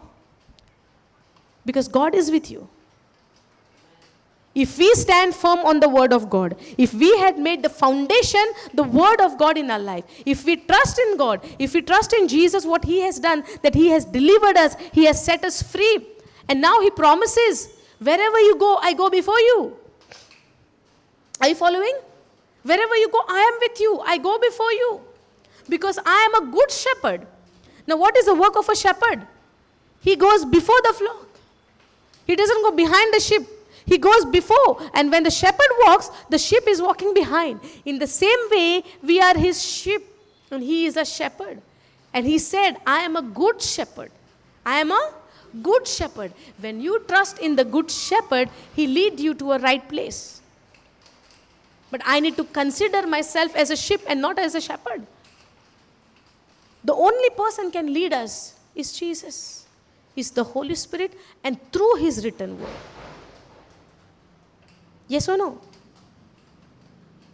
And the helper is there with us to guide us in every area of our life. That's why when the children, have you all seen the children? Small children, when they start to, firstly they start to stand up, they go like this. Yes or no? They try to balance also. The hands also go like this. Yes or no? And then suddenly something happens, they fall. And when they fall, they don't get up. They remain like that. No? They get up? Really? Praise God. So when we are a believer, we are like that small babies. When we are a new believers, we are like those babies. It's not that we will fastly, day one will start to walk. No. When we see ourselves as a new believers, when we are firstly getting into the word, learning the word of God, we should keep this image of that baby in our mind. Becoming a Christ follower, becoming a believer, believing, accepting Jesus as Lord God and Savior, it's a very good thing. But when we become that, there is a journey begins. The journey begins. Now, when the baby is born, baby is first day 1 day year old. Yes or no? Then second day is a second 2 days years old. 2 days. Yes or no? When 6 month and 6 month year old, 6 month old. Yes or no? Not year old, month old. Okay. So now the baby start to stand. The baby will try to balance. And so many times the baby will fall. Many times the baby will fall. Or only one time falls. Mothers, parents, fathers, how did you all see your children? Falling many times, multiple times, maybe months and months, till they become, the muscles become strong. Till the muscle of their legs become strong. When the baby, when they are small, can they hold anything with very hard grip? The strong things? Small things they will hold. But the big things, they can hold it for a very long time. Heavy things you can give. The muscles are built. No, right? So as the days goes, as the food also changes after milk, after 6 months they start to eat the solid food and the good foods and the proteins and all of those things, right? Or it remains on the milk only. No, start to eat different kinds of food. Yes or no? Just what parents are eating. Now, when the baby is small, the muscles are strong? No. It is weak. Because the muscles are little weaker and not yet built up. Weaker means, I would not say weak, but not built up. It's getting formed. It's tender.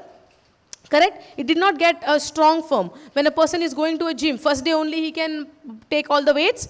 No, right? The muscle has to become stronger and stronger. In the same way, for baby also the same thing. The muscle has to build up, becomes strong. Hallelujah. Then once the baby gets up, and then fall down. And then again try to manage, hold something and stand up. So there is a journey, right? In the same way for us also as a believer, it's a journey. It's a process to grow. We will fall. We will fall. The fall will be there. The mistakes will be there. But at the same time, when we fall, just the baby doesn't remain falling and gets up. We need to get up also. Sometimes the situation will happen in such a way, it looks like now it's the end. But it's not the end, it's the beginning. It's the beginning. Just the way a person is going for a gym example is very good, then the baby. Because first day when you go, because baby is what? Small baby, right? But when you go to a gym, the first day it would look like, you try to lift up the weights. And when you try to lift up the weights, small weight you can lift up. But second day your body is whole, body is paining. It means the tribulations will come, the problems will come. Now the challenge for you, whether you continue or you stop. Whether you continue or you stop. And when he keeps on going, the pain is continuing, he keeps on going, there comes a day when he is completely, the muscles are become stronger and stronger. Now he will not remain how he was on the first day. He will not remain the same how he was on the second day. He will not remain the same how he was for the first week. After 1 year, 2 years, 3 years, he might be the trainer in that gym for others.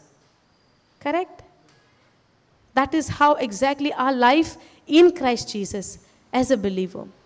Because we cannot remain as a small baby, as an immature or a new baby when the baby is newly born. There is a maturity in the Word of God. And there is no end for that. It's an everyday process. Every day you become little more mature and mature and mature and mature and mature. God teaches you even how to understand the scriptures, how to understand the Word of God. Just because it says over there this way, and here also it's not saying that way, God gives you that revelation. God gives you that understanding. God gives you that wisdom. But as we continue, we start becoming mature and mature and mature and mature in the Word of God. Just how the baby from 1 day, it grows and grows and grows and grows and grows and grows. At the age of 5, whatever the baby is having the understanding, the same understanding will not remain till the age of 10. At the age of 10, he is learning more. Because now the age is capable enough to understand more things. When the baby is becoming 15, the same child is becoming 15-year-old, the child will not be just the way how he was at the 10-year-old. The understanding will grow. In the same way, as we grow in the Word of God, the understanding will grow and grow. The wisdom God will reveal you more and more and more. That in that way, we have to grow in the Word. We cannot remain just there. We have to be mature in the Word. Are you understanding?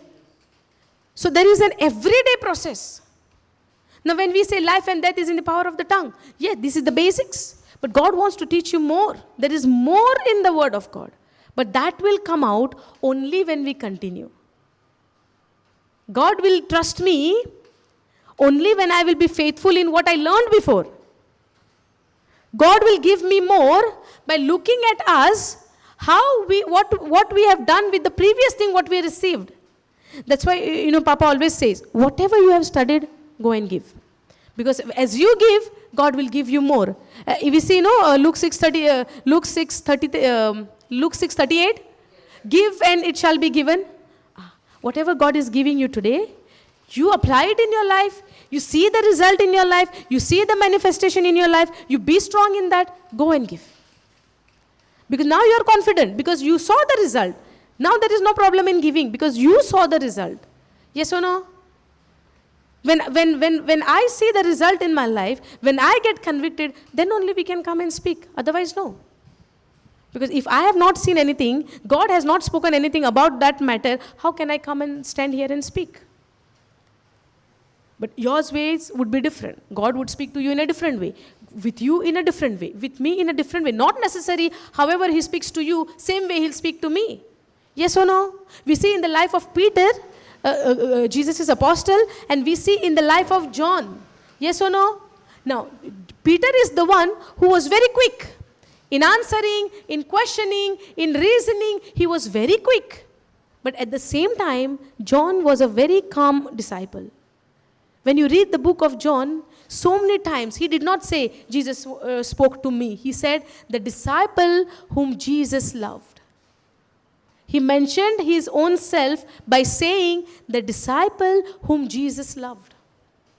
You know why? Because he was experiencing Jesus' love for him. Now, does that mean Jesus did not love the rest of the disciple? He loved everybody equal. He loved everybody equal. And how do we know? Judas, who was going to betray him, Jesus knew that Judas is going to betray him. But what happened on the last day of supper, the last food when they had? Jesus went and washed even his feet. That is how he showed his love. Hallelujah. Thank you, Jesus. Hallelujah. So this is how he showed his love. That Jesus loved everybody equal. Now, he came for the whole world. God so loved the world. Yes or no? Now, this world did love God back in the beginning? No, because we are in that sinful nature. Even though we want to love God, because of that sin nature, we could not do it. Even we want to do the good things, because of that sinful nature, we could not do it. Correct? Because of the sinful nature, we can't do anything good at that time. This one we can see in the book of Romans, chapter 7. We want to do it good, but we can't do it because what was there inside? The sin nature. Correct? No. Now, in the life of Peter, we see Peter was very quick in questioning, in answering, in reasoning. Yes or no? When Jesus said, who do you think? Peter is the quick one to answer. When Jesus was speaking about his death, he is the one who brings Jesus in the side and tell him, I will not let this to happen. Then Jesus said, get behind me, Satan. Correct, no? You know, when the priest and all the soldiers, when they come to arrest Jesus, you know what Peter did? Quickly, he took the sword, the small knife, I think. He took it and he cut the ear of that soldier, of that person, one of the person who came to arrest Jesus. He cut the ear. But Jesus was happy about it? No. He said, put inside your sword. No. And Jesus touched the ear and he healed the ear. But whatever Peter did is according to Jesus? No. It was quick action, right? Oh, you come to arrest my master. But now we see the difference between Peter and John. But we are not saying that Peter was very bad. He was quick to action. So it means we have a different character. We have a different personality. I cannot expect you to be exactly like me. You cannot expect me to be exactly like you. Just how the disciples were. Now Thomas was one of the disciples. Yes or no? But what did Thomas said? Unless I don't touch his wounds and put my finger in his wounds, in his side, I will not believe. So everybody have the different mindset, different thinking. So we are all unique. We have our own ways. God has a different plan for each one of us. Yes or no? Now, does that mean Jesus did not love Peter much and he loved John more? No. Jesus loved everybody equal. But how we understand his love, how it matters is that how we consider his love for us. Now, when Peter went on the day of Pentecost, when he was filled with the Holy Spirit, Peter is the one who became bold. And Jesus said, right, you are the rock and I will build my church on you. But whatever Jesus spoke about Peter, it got fulfilled. Because Peter is the one who took the first sermon on the day of Pentecost. And 3,000 people, they gave their life to Jesus. Now, Peter was very quick and, action. He is an action man, you can say. He's quick to make action. Even when Jesus was, on the day of that transfiguration, when Jesus was with that all shine, he was become with that, God's glory was upon him. And they saw Elijah and Moses, Elijah and Jesus. Peter, what he asked? Can I build 3 tents for 3 of you? Understanding? So we have our own, God made each and every one of us in a different way. But the word of God is same. The love of God for each one of us is same. Are you following? Now when we look about the life of John, he is the one, he is considering himself the disciple whom Jesus loved. Now where is his focus? Did Jesus told him, I love you the most than anybody among? Did Jesus told John like that? No. He is considering Jesus' love for himself. Now you and I also can say, I am the most beloved of Jesus. I can say, now you cannot fight with me. Oh, not you, me also. You also confess the same thing. Nobody is stopping you. But I can say, God, Jesus loved me the most. I can say because I experienced that love. Now you cannot say, how can you say that? Jesus loved me also. He came for the whole world. Okay, you declare for yourself. How I am declaring for myself? I could say, Jesus loved me the most. I could say, because I experienced his love. Now, sister, you can also say, sister, even I also experienced that love. Jesus loved me also the most. Now, I cannot fight with you. No, me first. You afterwards. Can we say? No. Because God so loved the world. He loved everybody equally. With that same measure, same quantity. But how I experience, that matters. If I grumble and complain because of my situation, will I be able to experience the love of God in my life? No. Then I would say, these people are having all the blessings in their life and I am not having. So God is more favorable to them, partial to them. No. The word of God says God is not partial. He is same to everyone. That's what Peter said when he was explaining to the church about the Cornelius house. He said, God is not partial. Whatever he gave us on the day of Pentecost, same he gave also to the Gentiles. That's what he said. And then Peter also understood that God is not partial. He is equal to everyone. And he came to save the whole world. Not only to the Jews, to the whole world. Are you understanding this?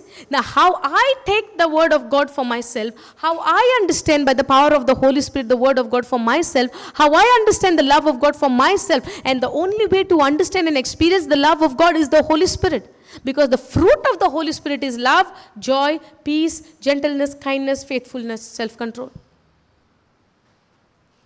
Are you following? The only person who can give me that experience, the love of God, because he is the one who brings the love in our hearts. We see in Romans 5:5, we see the love of God is shed abroad in our heart by the Holy Spirit who is given unto us. Now God has given us the Holy Spirit, and through the Holy Spirit, the love of God is poured in our heart.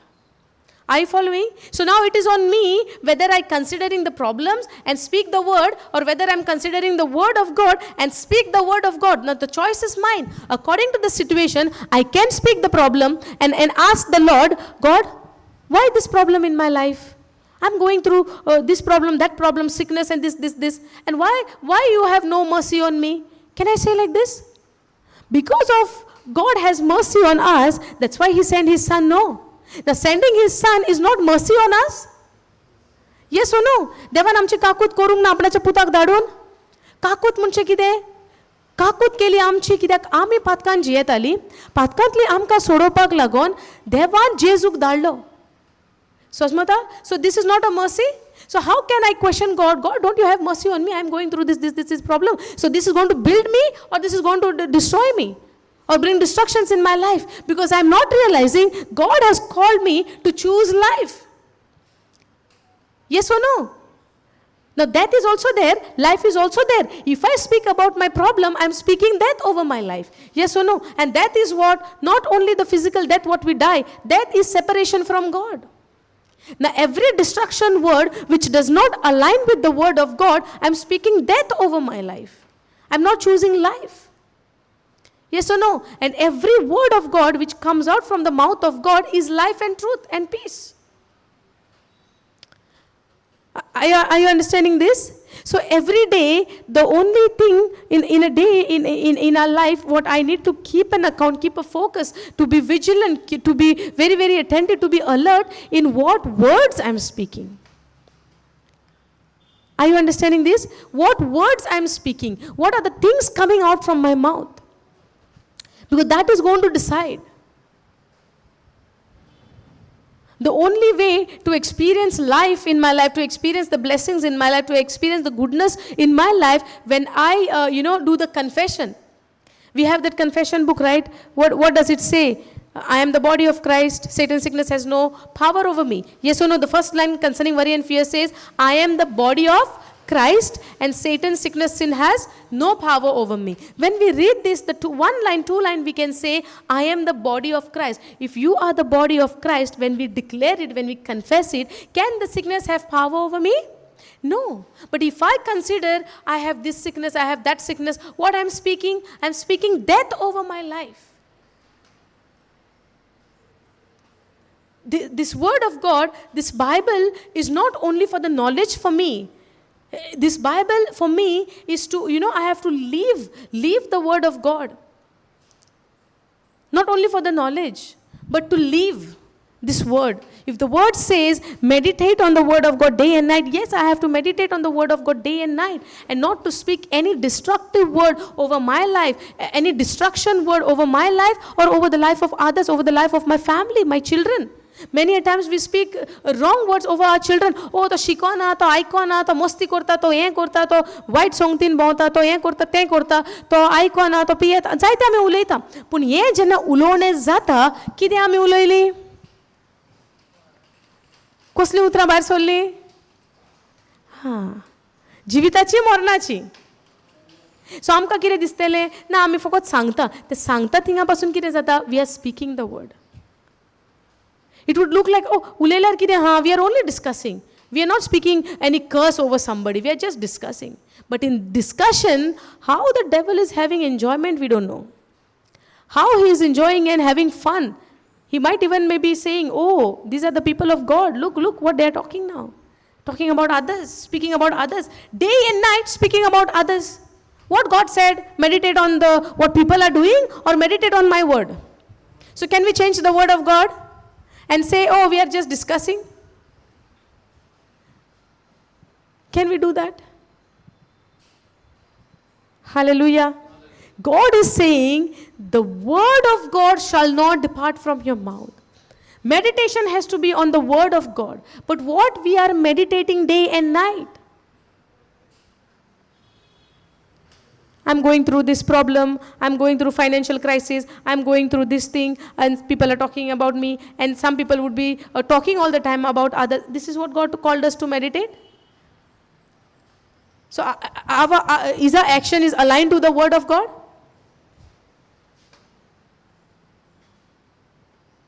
Hallelujah. Thank you, Jesus. Praise you, Jesus. Yes. Yeah. Well, if someone is speaking bad about others, how we can just say sorry about industry? If someone comes and talks bad about others, We can give them the word of God.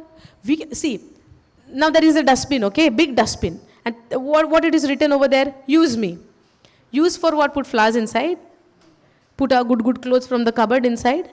Can we take our good clothes and put it in that dustbin because it is saying use me? Oh, I can use the storage. We know, right, it is a garbage bin. Yes or no? So what people will come and put? Garbage. Now, God saying no gossip. When you do the gossip, and no also too much talking. We should not over talk also, because when you over talk, when you talk too much, it will lead you to some other way.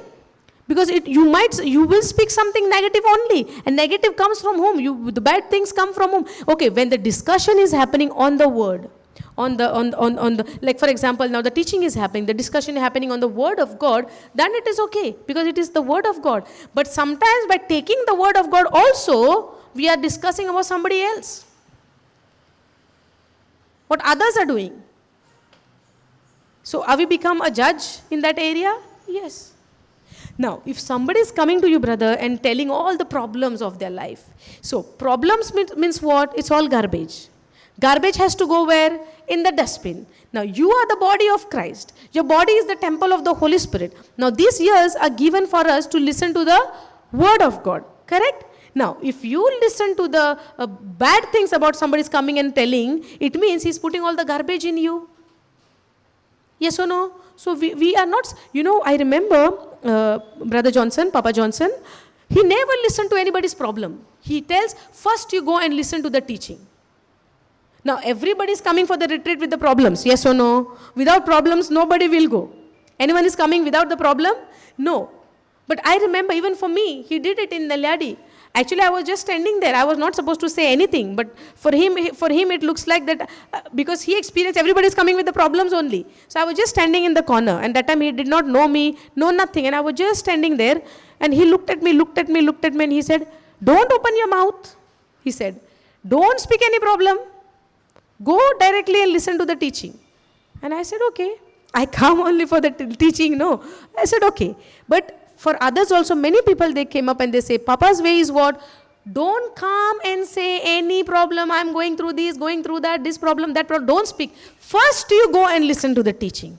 And the person, when he sit and listen to the teaching, that person's mind is getting renewed. And after listening to the teaching, there he will go and speak the word. No. He will not speak any problem. But now he understands, the person who's sitting in the teaching, that life and death is in the power of the tongue. So even though I'm not supposed to open my mouth and speak the problem. No. I'm not supposed to. For example, yes, brother.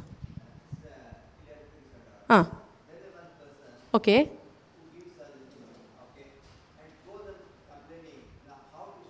What does he say it again, brother? Okay. Okay.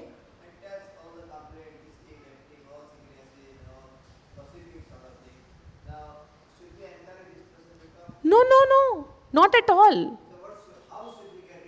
You speak the word. You discuss the word of God. Now, we are discussing having retreats over here, correct? We are having a fellowship and speaking the word of God. Now, whatever I'm speaking through the written word of God, correct? If I'm speaking anything wrong, you all can correct me, because we are here to learn. Now, when we speak the word of God, now the word of God says, in Joshua 1:8 says, book of the law shall not depart from your mouth, meditate on the word of God day and night, correct? We are supposed to speak the word of God, and these years God did not made for us to listen to any problem or gossip. Gossip is number one, no. Because gossiping means what? You are discussing about the third person.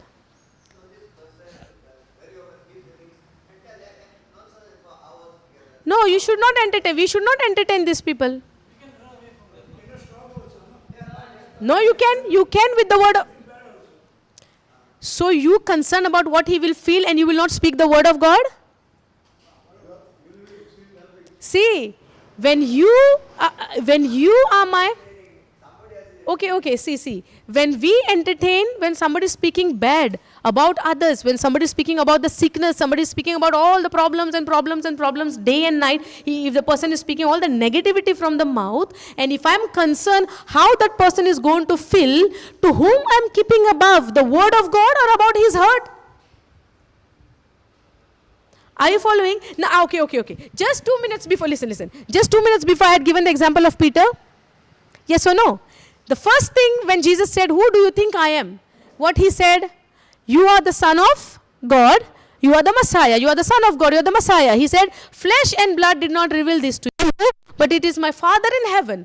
Immediately the second incident is happening. Peter is saying, I will not let this to happen. Now, did Jesus is thinking, Peter is my disciple. He is with me all the time. He is following me. I promised him that you are the rock and I will build my church on you. I have a plan for Peter's life. So how can I hurt Peter? What Jesus said? Get behind me, Satan. So it is not the person who is speaking. It is the evil one who is speaking through that person. Are you following? It is not, the fight is not with the flesh and blood. Now every God spirit, evil spirit needs a body to operate. Understanding? Now for Almighty God, for the Father to come into this planet Earth, He has to take a body form, right? And He came as a man, as a human. Yes or no? Now, God is a spirit and God can be everywhere. Yes or no?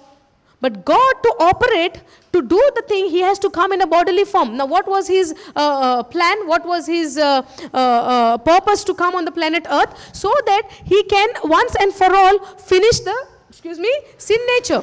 Yes or no? To die on the cross. Whatever sin Adam has done, and through him many became sinners. To finish that, to nail it on the cross, God Himself came down to die on the cross. Yes or no? Understand, okay? He came Himself. For every spirit, God's spirit, evil spirit, demonic spirit, Holy Spirit, it needs a body. Understand? Now that person who's speaking very negative things, it is not he, because he is also a human, where God has created him in His image and after His likeness.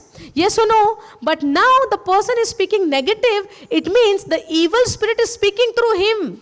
So when you stop that person, you are not stopping him. You are stopping the evil spirit by taking the authority in the name of Jesus.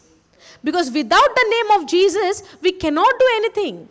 So you need to take the authority by showing the written word of God. Nowhere in the Bible God said, speak about the problems.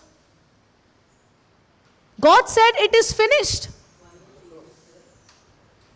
Yes, sister.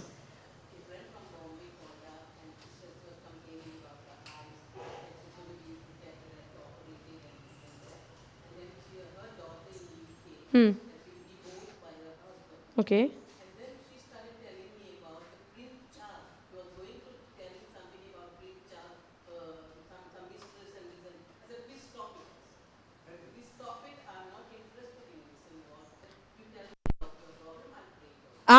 Okay, I was supposed to speak on this only. See, if somebody is coming for a help, and maybe that person is a new believer or maybe not believer, and that person needs a help. Okay, this person is going through something, or maybe the marriage issue or some issue, and we don't know what is the problem, so we don't know what prayer we can give. In that case, we can ask the problem. But when the person tells you the problem, according to that, you can guide them.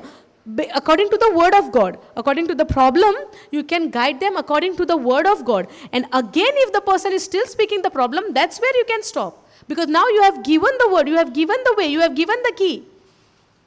Are you understanding? Now, for example, if I am having a very bad headache, okay? Now I am having a headache, right? So I am not supposed to speak the problem. So how will I speak to the mountain? I have to speak, right? So what I am taking in the name of Jesus, I am taking the authority in Jesus' name. And I'm speaking to the mountain, spirit of heaviness, you have no power over me. Leave me right now in Jesus' name by the power of the Holy Spirit. So I'm speaking about the problem, but I'm commanding that problem to leave. So when somebody is coming telling the problem, you guide that person according to their problem by the word of God. But if somebody is everyday negativity, we will also get, drift away with their problems. Not every day. We can guide. According to the problem, we can guide, but not every day. Now, if, for example, whatever is your situation is there, if every day person is not non-stop speaking the negativity, do you think it's the God spirit? Definitely it's the evil spirit, no. Because evil is the one bringing all the confusion and distractions and problem and sickness and all the gossip thing. Because when we fall into gossip, God's spirit is not there. God never gossiped. Did Jesus gossip anywhere?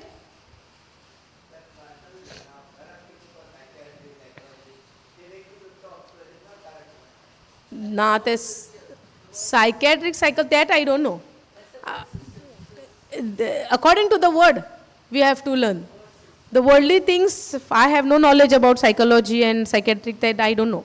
In those areas, I don't know anything. So I cannot speak about it. But according to the word of God, I can speak. Because the word of God says, day and night, you meditate on my word. The word of God shall not depart from your mouth. So in my life, what I'm doing, following this system. Even though sometimes here and there I fail, I get up and I come back again. Lord, please forgive me. I repent, I come back to you. Because without you, I'm falling, I'm failing. I need you. And the God says, okay, follow my system. Speak the word. Meditate on the word. Go and help others. Go and give blessings to others. Go and find people and see where you can. God will, and Holy Spirit will guide you. Simply we cannot go to anybody. God will convict you from your heart. Because it is the Holy Spirit. Just the way, do we know in the book of Acts, no? We see after the death of Stephen, the believers got scattered everywhere. Do you heard about it? After the death of Stephen, no, when he was stoned, when he was murdered, all the believers, they got scattered everywhere. And when they got scattered, it looks like they might went somewhere and they hid themselves by fear. No. They went and they preached more boldly the word of God. And one of the person called Philip, he went to Samaria. When he went to Samaria, he gave the word. When he was coming, angel gave him the message to go to a certain place. Okay, in the place called Gaza. Go there. When he go there in the wilderness, he go there. When he reached there, Holy Spirit told him. You can't hear behind voice. Okay. Forget about the mic. You all can listen. Yes, no. Now mic we need for the YouTube, no. No, they understand.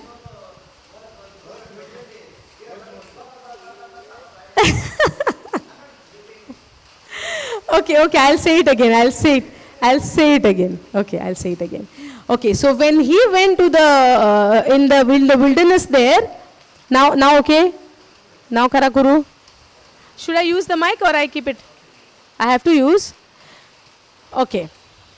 The speakers are for this place. But through the mic, the volume is going to the YouTube very clearly. So even the voice comes or doesn't come here from the mic, but in the YouTube, the mic is going, the voice is going very clear.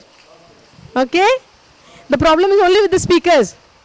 So the speakers are there, not there. The instruction, I have to hold the mic. Hallelujah. Okay, so when Philip goes there, right?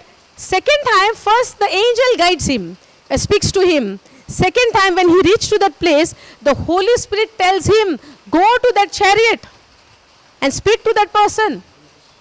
That eunuch, the Ethiopian man who was there inside, go and speak to him. Now Philip did not know, but who spoke to Philip?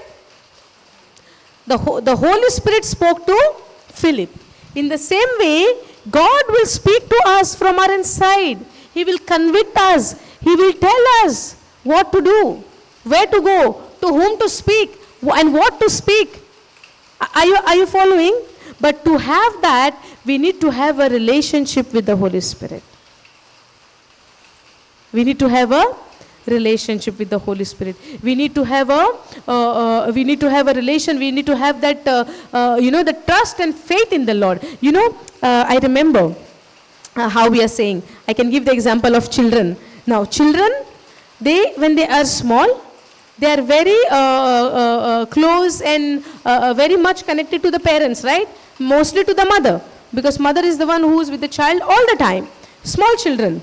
So yesterday, and the voice of the stranger they will not follow, and the voice of the stranger they will not follow, and they will not even go to the strangers, correct? Because they are more close to whom?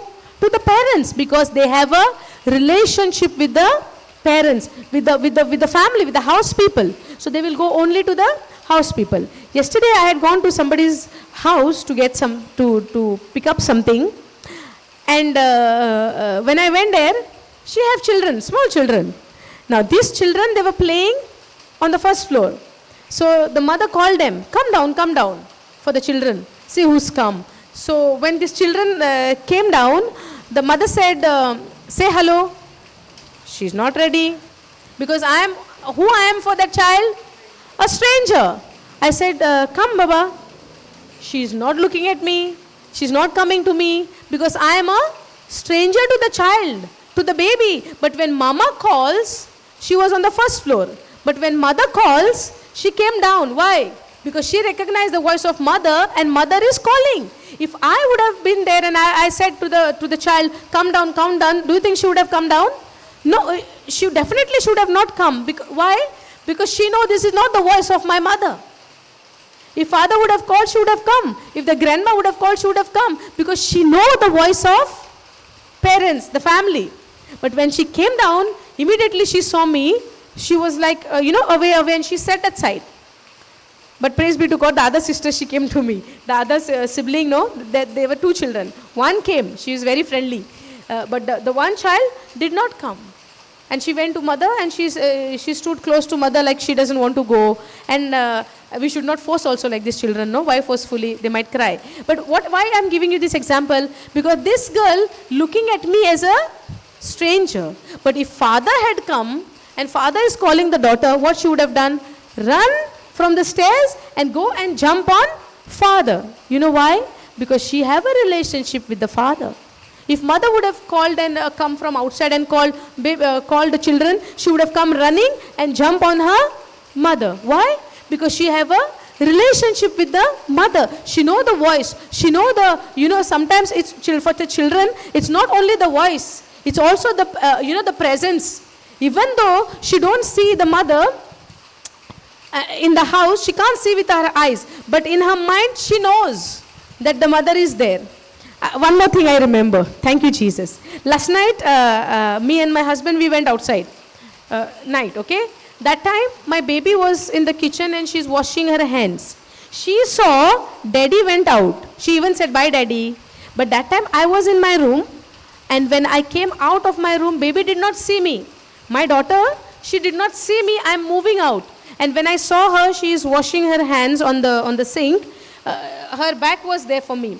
So when her back was there, you know what I did? I said, okay, let me go when her back is there. And I moved out. When I went out, she did not know. And when she go to wash her hands, she takes time. She play with the water. She play with the soap. You know how children are. So she was playing like that only. After she finished, by the time we left. We went out. So after I went, today morning my mother told me, you know what happened yesterday? I said, what happened? Yesterday, she is okay when daddy left because she saw daddy is going out. But when you left, I think she did not know. I said, yeah, she did not know because I saw her, she's washing. So I ran outside. So when she finished washing her hands, she was very calm. She was very good because what she was thinking, mommy is there. Because she was feeling the presence is there. Because in her mind, she knows mother is there in the house. So when she finished, she's coming to the room. Where's mommy? She's going to the other room. Where's mommy? She came everywhere. Where's mommy? She even opened the main door and she's checking outside and she started to cry. My mother said, she started to cry. Where is mommy? And cry with that emotion. She literally cried with the tears and all. And then mama said, mommy is gone out. Mommy is gone somewhere. She's going to come. And then she cried. But why I'm sharing this? When you have that bonding, when you have that relation, you feel that presence. You feel that the God is, now when I have a relationship with the Father, when I have a relationship with my Jesus, when I have a relationship with the Holy Spirit, I feel that presence. It doesn't look like you are left alone. It doesn't look like, you don't feel, when you are in that relation, you don't feel that you are alone. You feel that you are not alone. And then there is a song also, I am not alone, because He goes before me. Yes or no? In any situation, you are not alone. God is with you. So when you have that relation, you feel the presence of God around you, in you. Because this body which you carry is the temple of God, is the temple of the Holy Spirit, and God's Spirit is dwelling in you. So when you are aware, when we are aware of this truth, we are in the presence of God. And now when the problem comes, and now when the mountain is getting created, every mountain shall melt like wax in the presence of God. Are you following this? So now it's all depend on God or it's depend on me? On me. So when I listen to the word of God, when I study the word of God, it's totally on me how I am taking this word forward, how I am taking my life along with the word of God. Understanding? Now it's not that, like how I said in the beginning, it's not that the problems will not come. The problems will come. The situations will come. But in this situation, how am I remain? In the presence of God, in the presence of the situation? It depends. Because when the storm comes, it comes very strongly. That's why we say, when I can do all things in Philippians chapter 4 verse 13, it says, I can do all things through Christ Jesus, all things through Christ Jesus who strengthens me. So when the storm comes, when the wave comes and hit us, it comes strongly. And with our strength, with our ability, with our power, we cannot stand strong. But when we have that power of God within me, and I'm aware of it, and when I'm presence of mind of it, when I'm conscious about it, no matter how strong the storm comes and hit us, we are capable of standing firm on the word of God. Are you following this? Hallelujah. Thank you, Jesus. Is it helping for us? Yes. Hallelujah. So, when we speak the word of God, that's why we have to take a decision. We speak the word of God or we speak the word of this world. Because this devil, like how we say gossip, excuse me, the gossip we say, right? When we speak about others, immediately we need to think about it. Is it from the Lord or is it from the devil? God has given us that wisdom to discern the Spirit of God, and this, it is a gift of the Holy Spirit. And we say the multiple gift of the Holy Spirit in 1 Corinthians chapter 12, I think we see that gift of the Holy Spirit. For some he has given the faith, for some he has given the power to heal, and for some it is tongues, and for some it is to discerning, understanding, to understanding, recognizing the spirits. Yes or no? So it is all the gift of the Holy Spirit for us. So when we have the Holy Spirit, God's power is in me. Because when Jesus told his disciples, when the Holy Spirit comes, it comes with a power. You will receive a power. And they receive that power, the God's power, the miracle, what you call this? The power which raised Jesus from the dead. Are you understanding? The power which Jesus was carrying in him when he was baptized with the Holy Spirit, that same power, whatever Jesus did, whatever miracles he did, whatever signs and wonders he did, how he was walking in this earth with that power, that same power. And that power, you see, it was even flowing in his clothes. Yes or no? And not only Jesus, it also, that power was in the clothes, in the handkerchief of Apostle Paul, we see. Yes or no? And also in the shadow of Peter. They used to put people in the sides where Peter was walking so that they could get healed by the shadow of Peter. Yes or no? That kind of anointing, that kind of power, that kind of, that is the same Holy Spirit is given for you and me. And that same is inside of you and me. The only difference is, are we operating in that? Are we walking in that? Are we having this knowledge, what God has given to Jesus when he was anointed and was filled with the Holy Spirit? Today, same thing is given for you and me. But how we will experience it, how we will... Can I have a water, please? Okay, just a minute, huh?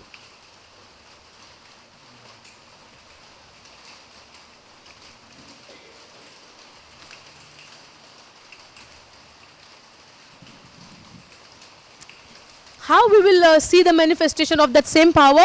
When we speak the word which is written.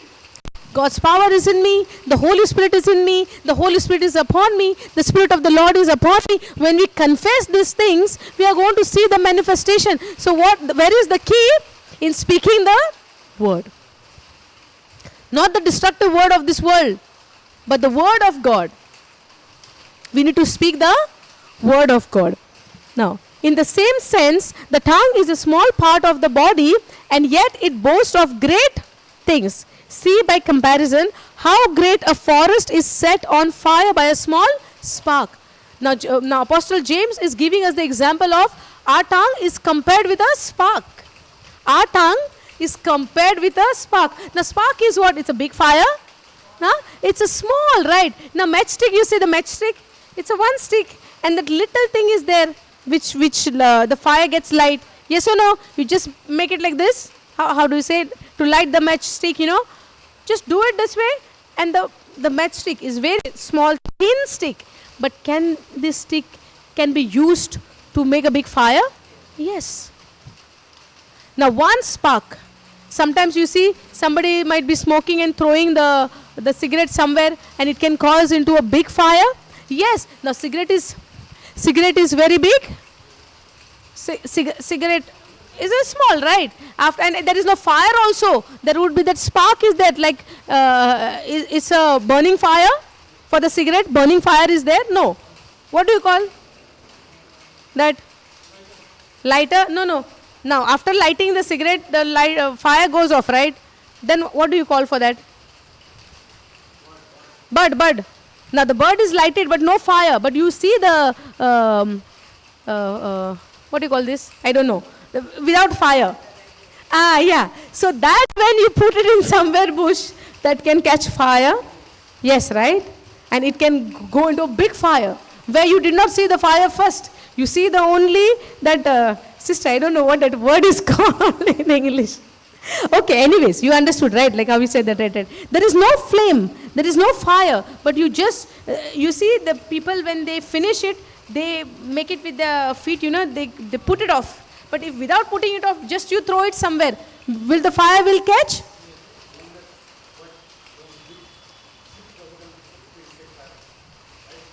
Yeah, anywhere.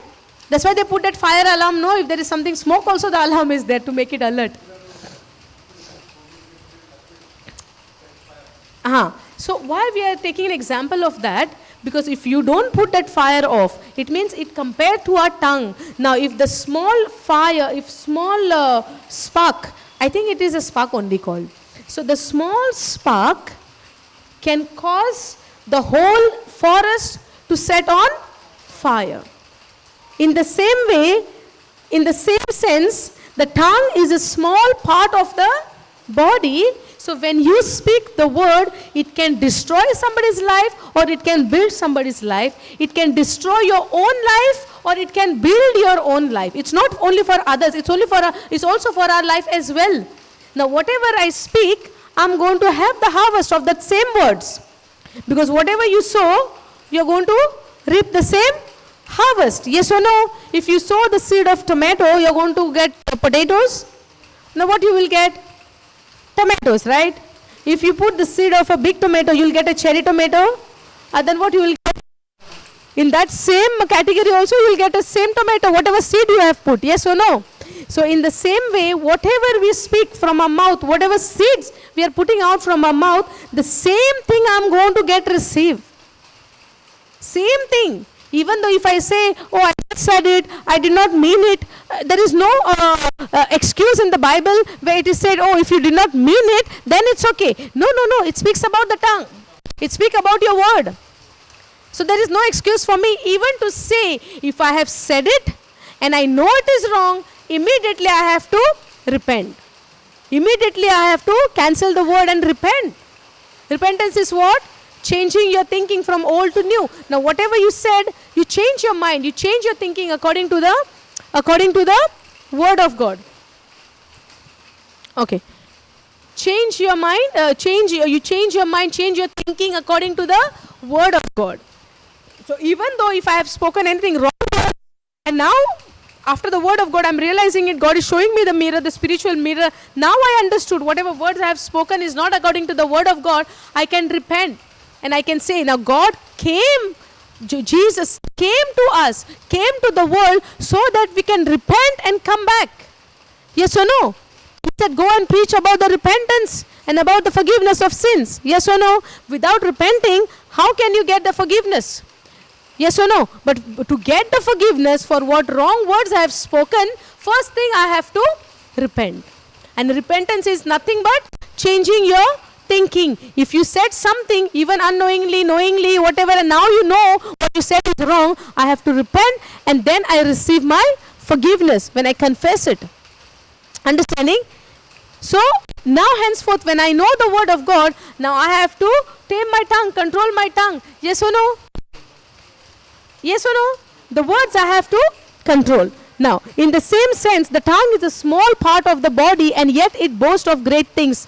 Now, just the way tongue is a small part of the body, what we listen also we have to be very careful. Because whatever you listen, you're going to speak the same thing. It's going to remain in your mind. Yes or no? That's why we remember, no, maybe 5 years ago, 10 years ago, if somebody has said something, till today the memory is very fresh. Yes or no? And when we tell to somebody, we don't even miss one word. Oh, 5 years. We might forget, no, but we don't forget. You know why? Because it is stored in our mind. It's stored in our heart. We are meditating. Whenever we see that person, no, those things will come. But God doesn't want us to meditate on those things what people has done. God wants us to meditate on His word so that I will not fall for the trap of the enemy. Are you following? Now why God? Now God is not having any benefit from us. But we are getting benefit from His word. He is not getting benefit from us. He wants us to be saved. He wants us to be good. That's why He sent His only Son. Are you following? That's why He say, now if God is telling me meditate on the word of God day and night, does that mean God doesn't want us to sleep? He wants us to keep occupied all the time? No, God wants us to take rest. God wants us to be calm. God wants us to be relaxed. God wants us to be at rest. Are you following? Now rest, why is telling us to be at rest? By believing that what Jesus has accomplished for us. By believing in that, we can be at rest, that God has already finished. It is done already. I only have to believe and confess it over my life and see the manifestation of the goodness of God, what He has done for me by dying on that cross. Are you following this? So now when God is telling, do not let the word of God depart from my mouth, that does not mean God doesn't want me to, speak about anything and God want to keep me occupied. No, because He knows the moment I stop in speaking His word, the devil is going to give me the thought, because that is how he comes to deceive us. And God doesn't want my life to get destroyed or to get distracted or to get mess in my life. That is the reason why God is telling me, meditate and do not allow this word to depart from your mouth, because He knows how the devil is cunning. He knows how he has stolen the word from Adam and Eve in the beginning. And now in the same way as we have the word, he comes to steal, kill and destroy our life. But we need to keep focus on Jesus, because He came to give life in abundance. Are you following this? So now where should be my focus? Oh, thief is coming to steal, kill and destroy, or my focus should be also on Jesus. So when I remain focused on Jesus, even though the thief is coming to steal, kill and destroy, he cannot do it, because he cannot destroy my life. He cannot deceive me unless I look at him. So looking at him means what? Looking at the problems, because problems comes from whom? From the devil. So when the problem comes and when you shift your focus, can I experience the life in abundance? No. Can I experience what Jesus has brought in my life? No. But the only way to remain focused in what Jesus has done in my life is the word, is the Bible, is the scriptures, where Jesus died for me, where Jesus shed His blood for me. When I remain focused on those, because when He shed His blood, when He died on the cross, devil lost his power over man. Just the way He was having dominion over man. Why? Because we gave a dominion into His hand by obeying His command. And whosoever you obey, that person becomes your master. So when Adam and Eve obeyed the voice of the enemy and took the action and did the action and ate the fruit, they gave their life dominion to the Satan. That's why the Satan was ruling, because we had the sin nature in us. But now when Jesus came, He said it is finished, because every document which is against me is nailed on the cross. Yes or no? When I know the truth that every document of mine which is against me, which is showing me that I am to be punished, that is Jesus nailed on the cross. When I know about this truth, will I focus on the problems what devil is creating in my life, or will I see the destruction what devil is bringing in my life, or I would see to that beautiful Jesus who is hanging on that cross, who died for me and who gave His life for me, who shed His blood for me. When I remain focused on that Jesus, because He came to give me life in abundance. Now the problems will be there around me. As long as we are in this world, as long as we are waiting for Jesus to come, the second coming of Christ is there, right? So we are in a preparation way. Yes or no? In a preparation time. So till he comes, we have to remain focused on him and not to fall for the scheme of the devil, the lies of the devil. The only weapon he carries is only the lie. That's why we have to be very, very careful. Whoever is coming and giving me any message, I have to be very vigilant. This message is coming from the Holy Spirit, or it is the evil one who's trying to steal the word which is even in me. Are you following? Because he will try every possible thing to deceive us, because that is his scheme. He comes with a scheme, and the weapon what devil is holding is a lie. Only weapon he has is a lie. There is nothing. Because Jesus said he is the defeated one. He is under the feet of Jesus. But now only one thing he comes. Now he cannot touch me. He cannot do anything for me. He cannot give me sickness directly. When he gives the lie, when I believe the lie, that's where I experience the sickness in my body. And I experienced this in my life. I have experienced. When you believe the lie, the first thing what attacks you is a sickness. The first thing what happens is, no, for me, I'm not saying for you also will be the same thing. Please don't get me wrong. Because every word which I speak, you have to see it in a context. Not taking only the word, oh, sister said this, sister said that. No. See in the context in what I'm saying. Now, because I experienced, my personal experience I'm telling. I'm not saying same your experience. So don't take it in some other level way. Because sister said, when we listen to the lie, we will have a sickness. So whenever you have a sickness, what lie I listen. Don't go in that context. Don't go in that thinking. For me, when I believed the lie of a devil, some things happened and I believed, the first thing I experienced is a sickness for me. Because he gave. And before giving also, the thoughts coming. And when you begin to ponder on that thought, it will go to manifest. Because when you think on a negative, what will happen? When you think on the lies, what will happen? Yes or no? Hallelujah. Thank you, Jesus. Praise you, God. Thank you, Jesus. Okay, can we go to the next verse?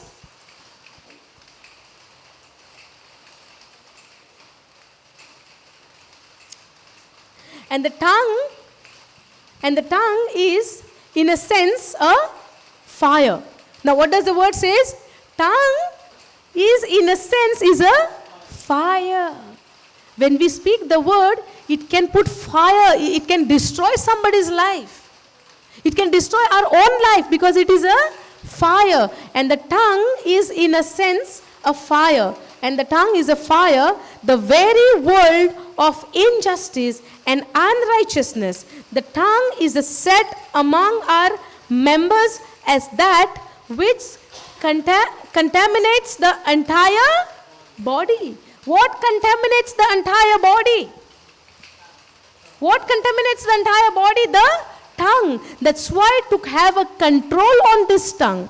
Now, how did we have the control on this tongue and what to do, we will learn in the next session. Okay? Now, as that which contaminates the entire body and sets on fire the course of our life, the cycle of man's existence, and is itself sets on fire by hell. Gehenna, it's fire by hell. Okay, go NLT also. Hallelujah. Thank you, Jesus. And among all the parts of the body, the tongue is a flame of fire. It is a whole world of wickedness, corrupting your entire body. It can set your whole life on fire. What can set your whole life on fire? So taming this tongue, controlling this tongue is very, very important. Yes or no? This tongue can set your whole life on fire, for it is set on fire by hell itself.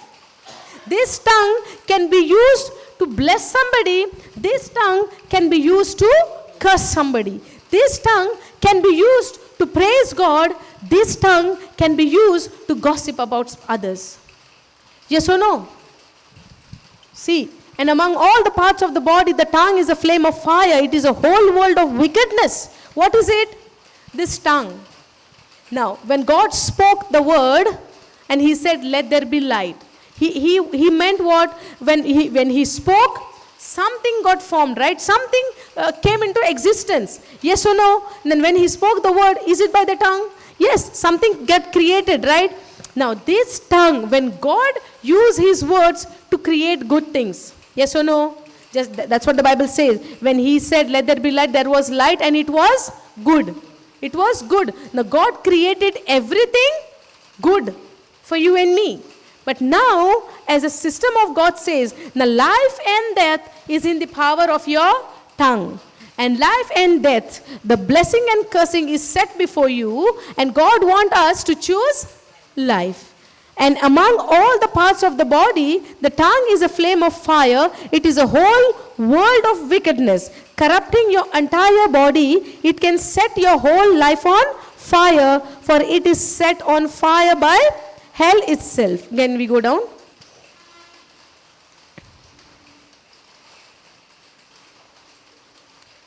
People can tame all kinds of animal. Did we see in the beginning? People can tame all kinds of animal, like horse, we see. Even the dogs, they put that something, right?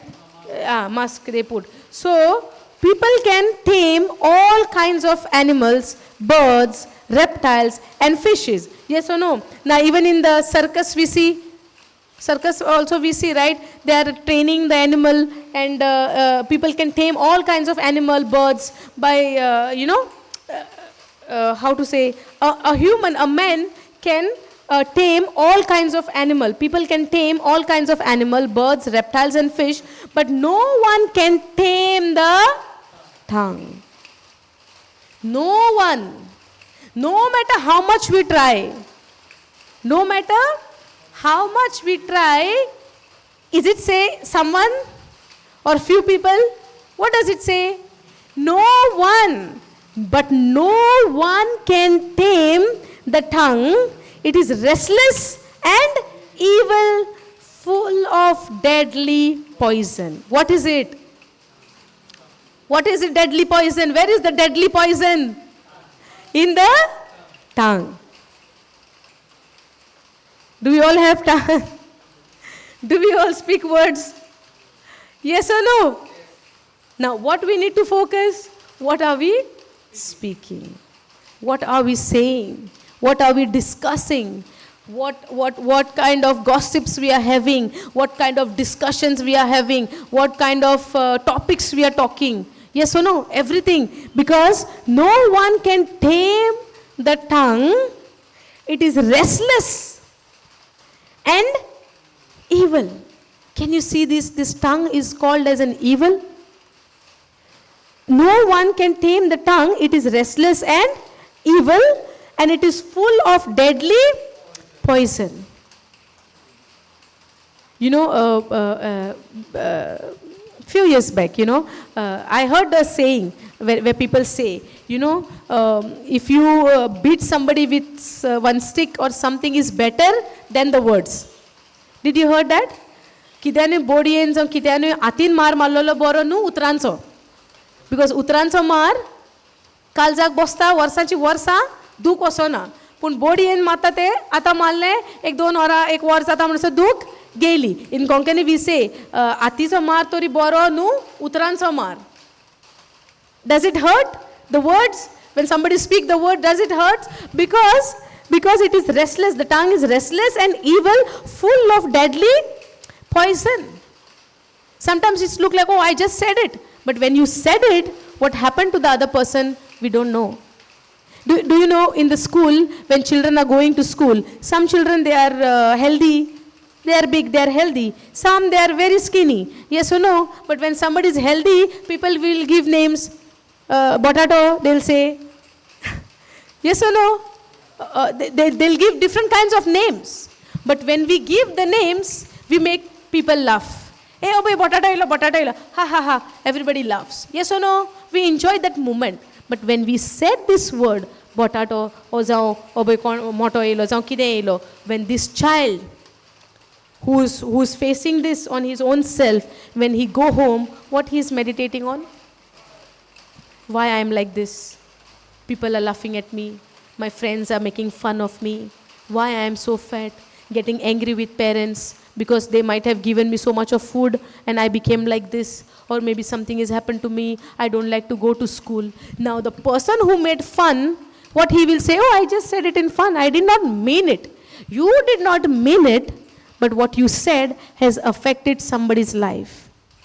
Now that child is deciding not to go to school, not to get along with people, he cannot walk in the crowd, in the group. Yes or no? Finding he will keep himself always behind, because what is in his mind? I am fat, people are laughing, people are making fun. In the same way, in the opposite side, if somebody is very skinny and they say, vare ubo noitolo, ek vare malya puro, little wind comes, storm comes, this person will fly away.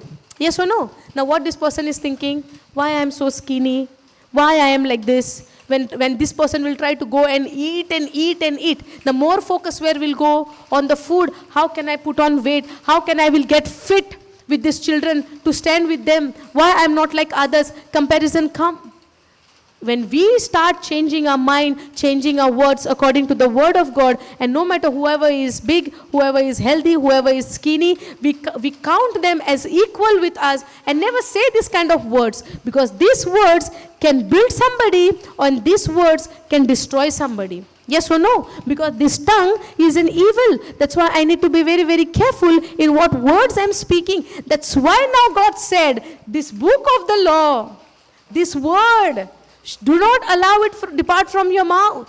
Because when you keep focusing on the word of God and allow only the word to speak, allow the word only to meditate, when somebody is focusing on the word of God, when somebody is speaking day and night the word of God, when somebody is meditating on the word of God day and night, these people can go and speak, oh, tu moto ha, tu barika, tu asa ha, tu tesa ha, mun pa zatele. The people who is day and night meditating on the word of God, and they have made their life, the foundation is the word of God, these people will go and hurt others? No, right? That's why what God is asking for us, this book of the book of the law, the word of God shall not depart.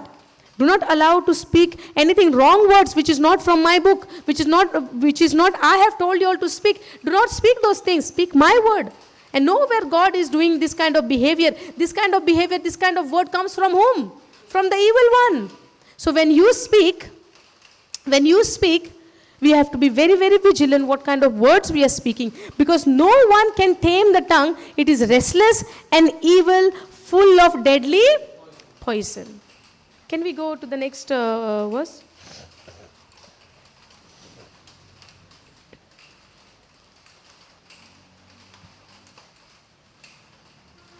Sometimes it praises our Lord and Father, and sometimes it curses those who have been made in the image of God.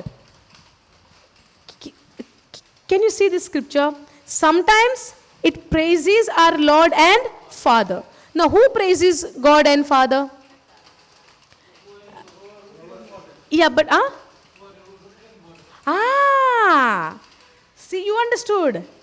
Because in the beginning, to whom Apostle James is speaking about? To the believers, right? So who praises God? The believers. Who praises God? Those who have accepted God. Yes or no? The one who has not accepted Jesus as their Lord, God and Savior, will they praise God? Will they praise Lord? Those who don't believe in God, will they praise Father? No. Sometimes it praises our Lord and Father, and sometimes it curses those who have been made in the image of God. Now who are they? The one who believes. The one who is in the Word. Sometimes it praises our Lord and Father, and sometimes it curses those who have been made. Now, we all are made in the image and likeness of God. What do you understand with this now? Sometimes it praises. Okay, go KJV. Select, brother, select kar pehle. And now you go KJV there. Yes. Go down.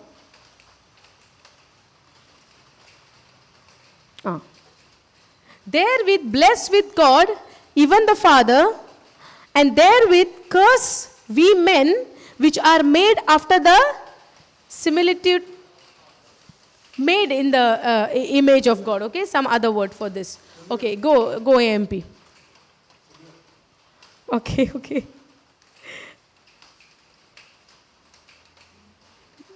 Okay. With it, we bless our Lord and the Father. And with it, with that same tongue, we curse men. Who are they? Go to the second verse.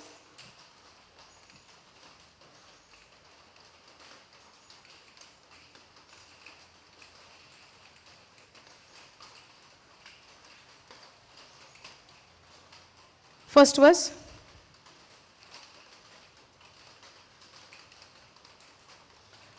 Not many of you should become teachers, serving in an official teaching capacity.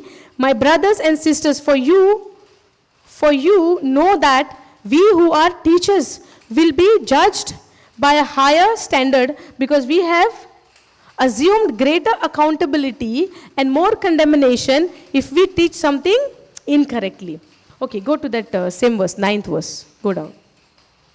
No, 9th, go down.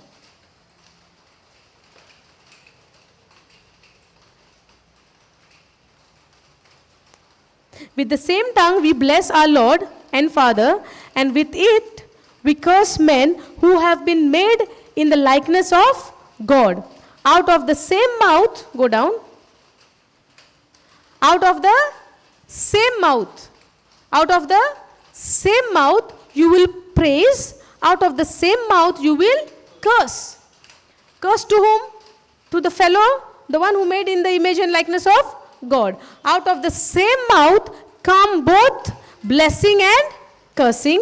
These things, my brothers, should not be this way, for we have a moral obligation to speak in a manner that reflects our fear of God and profound respect for His precepts. Okay. Go NLT for this.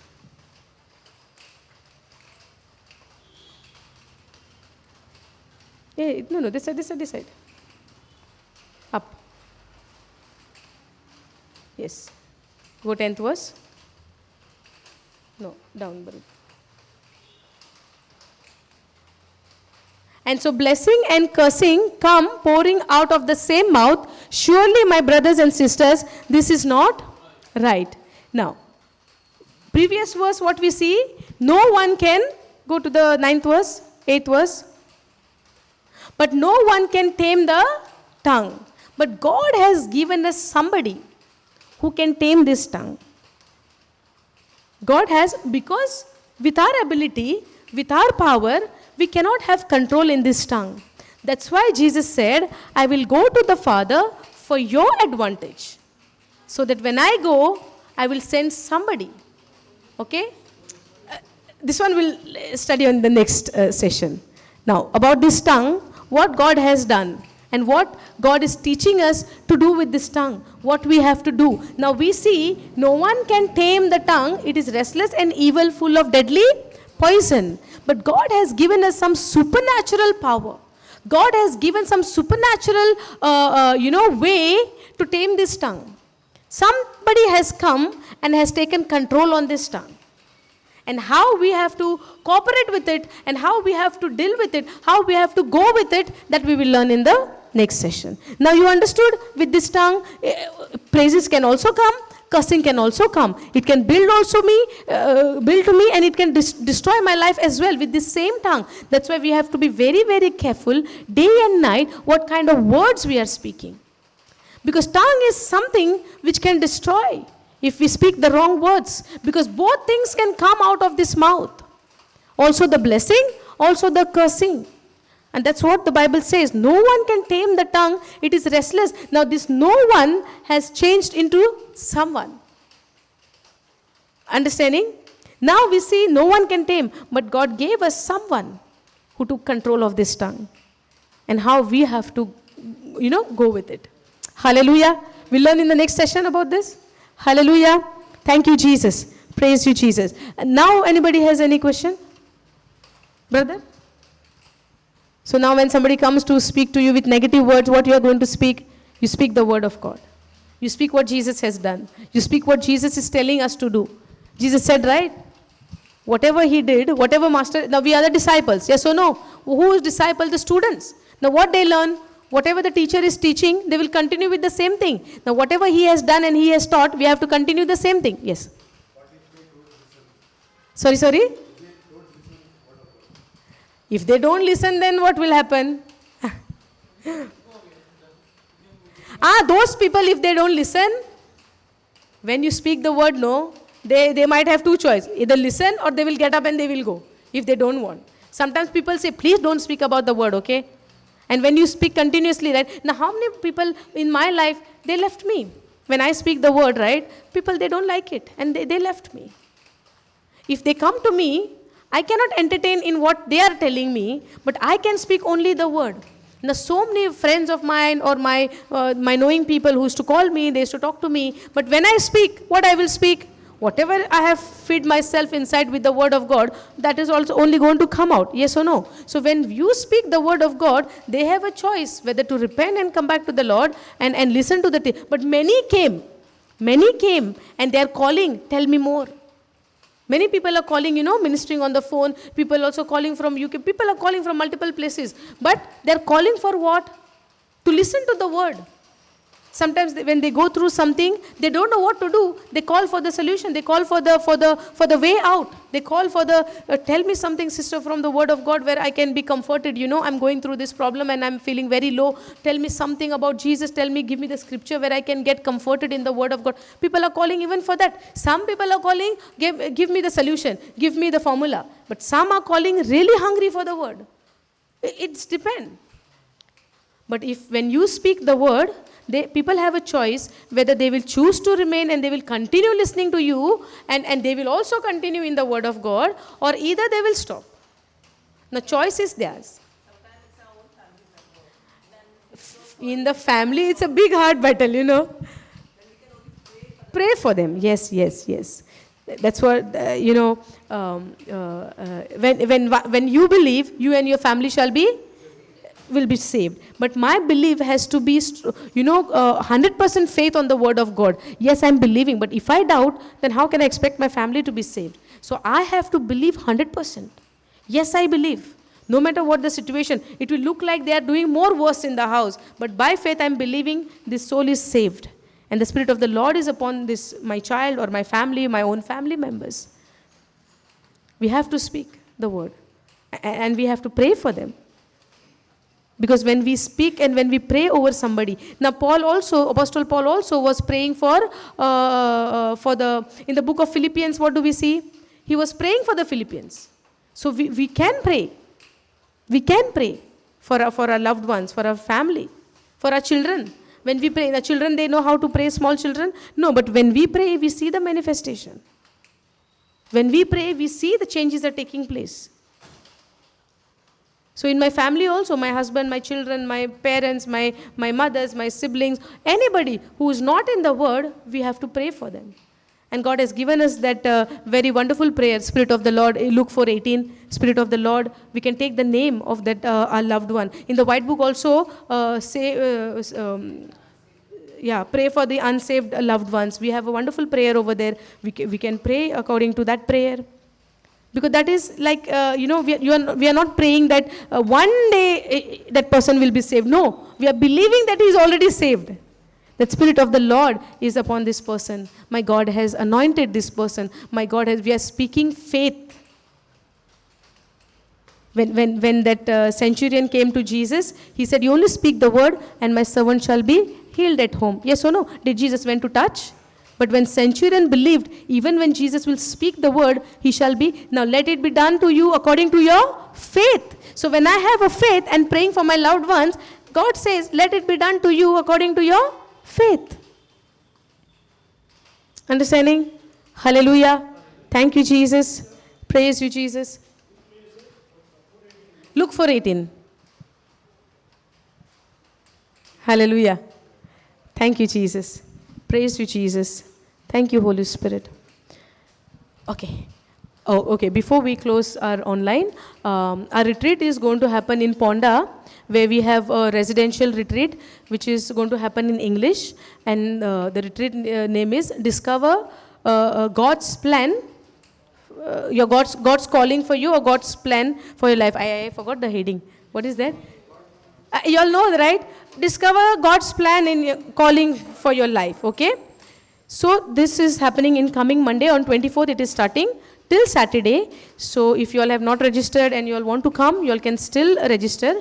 If the registration is still there online, you all can contact on that number, and you can do the online registration, and you can inform your loved one, your family, whoever is there.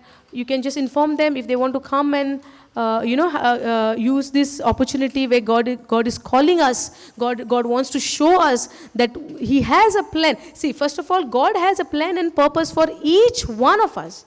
Now, how to find it out, how to discover it, how to know it. Now this time we are going to teach you all how we can, through the word of God, how we can discover, how we can find out what plan God has for our life. Now everybody wants to know, right, what God has a plan. All of us, we want to know. We don't know what plan God has for us. And all of us, we have a desire to know it.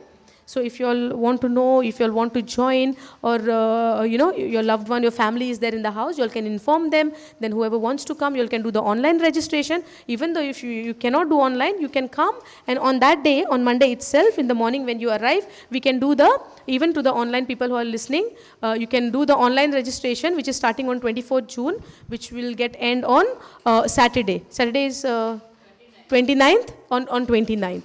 And you can do online registration. You can do as well as after coming there, registration, okay?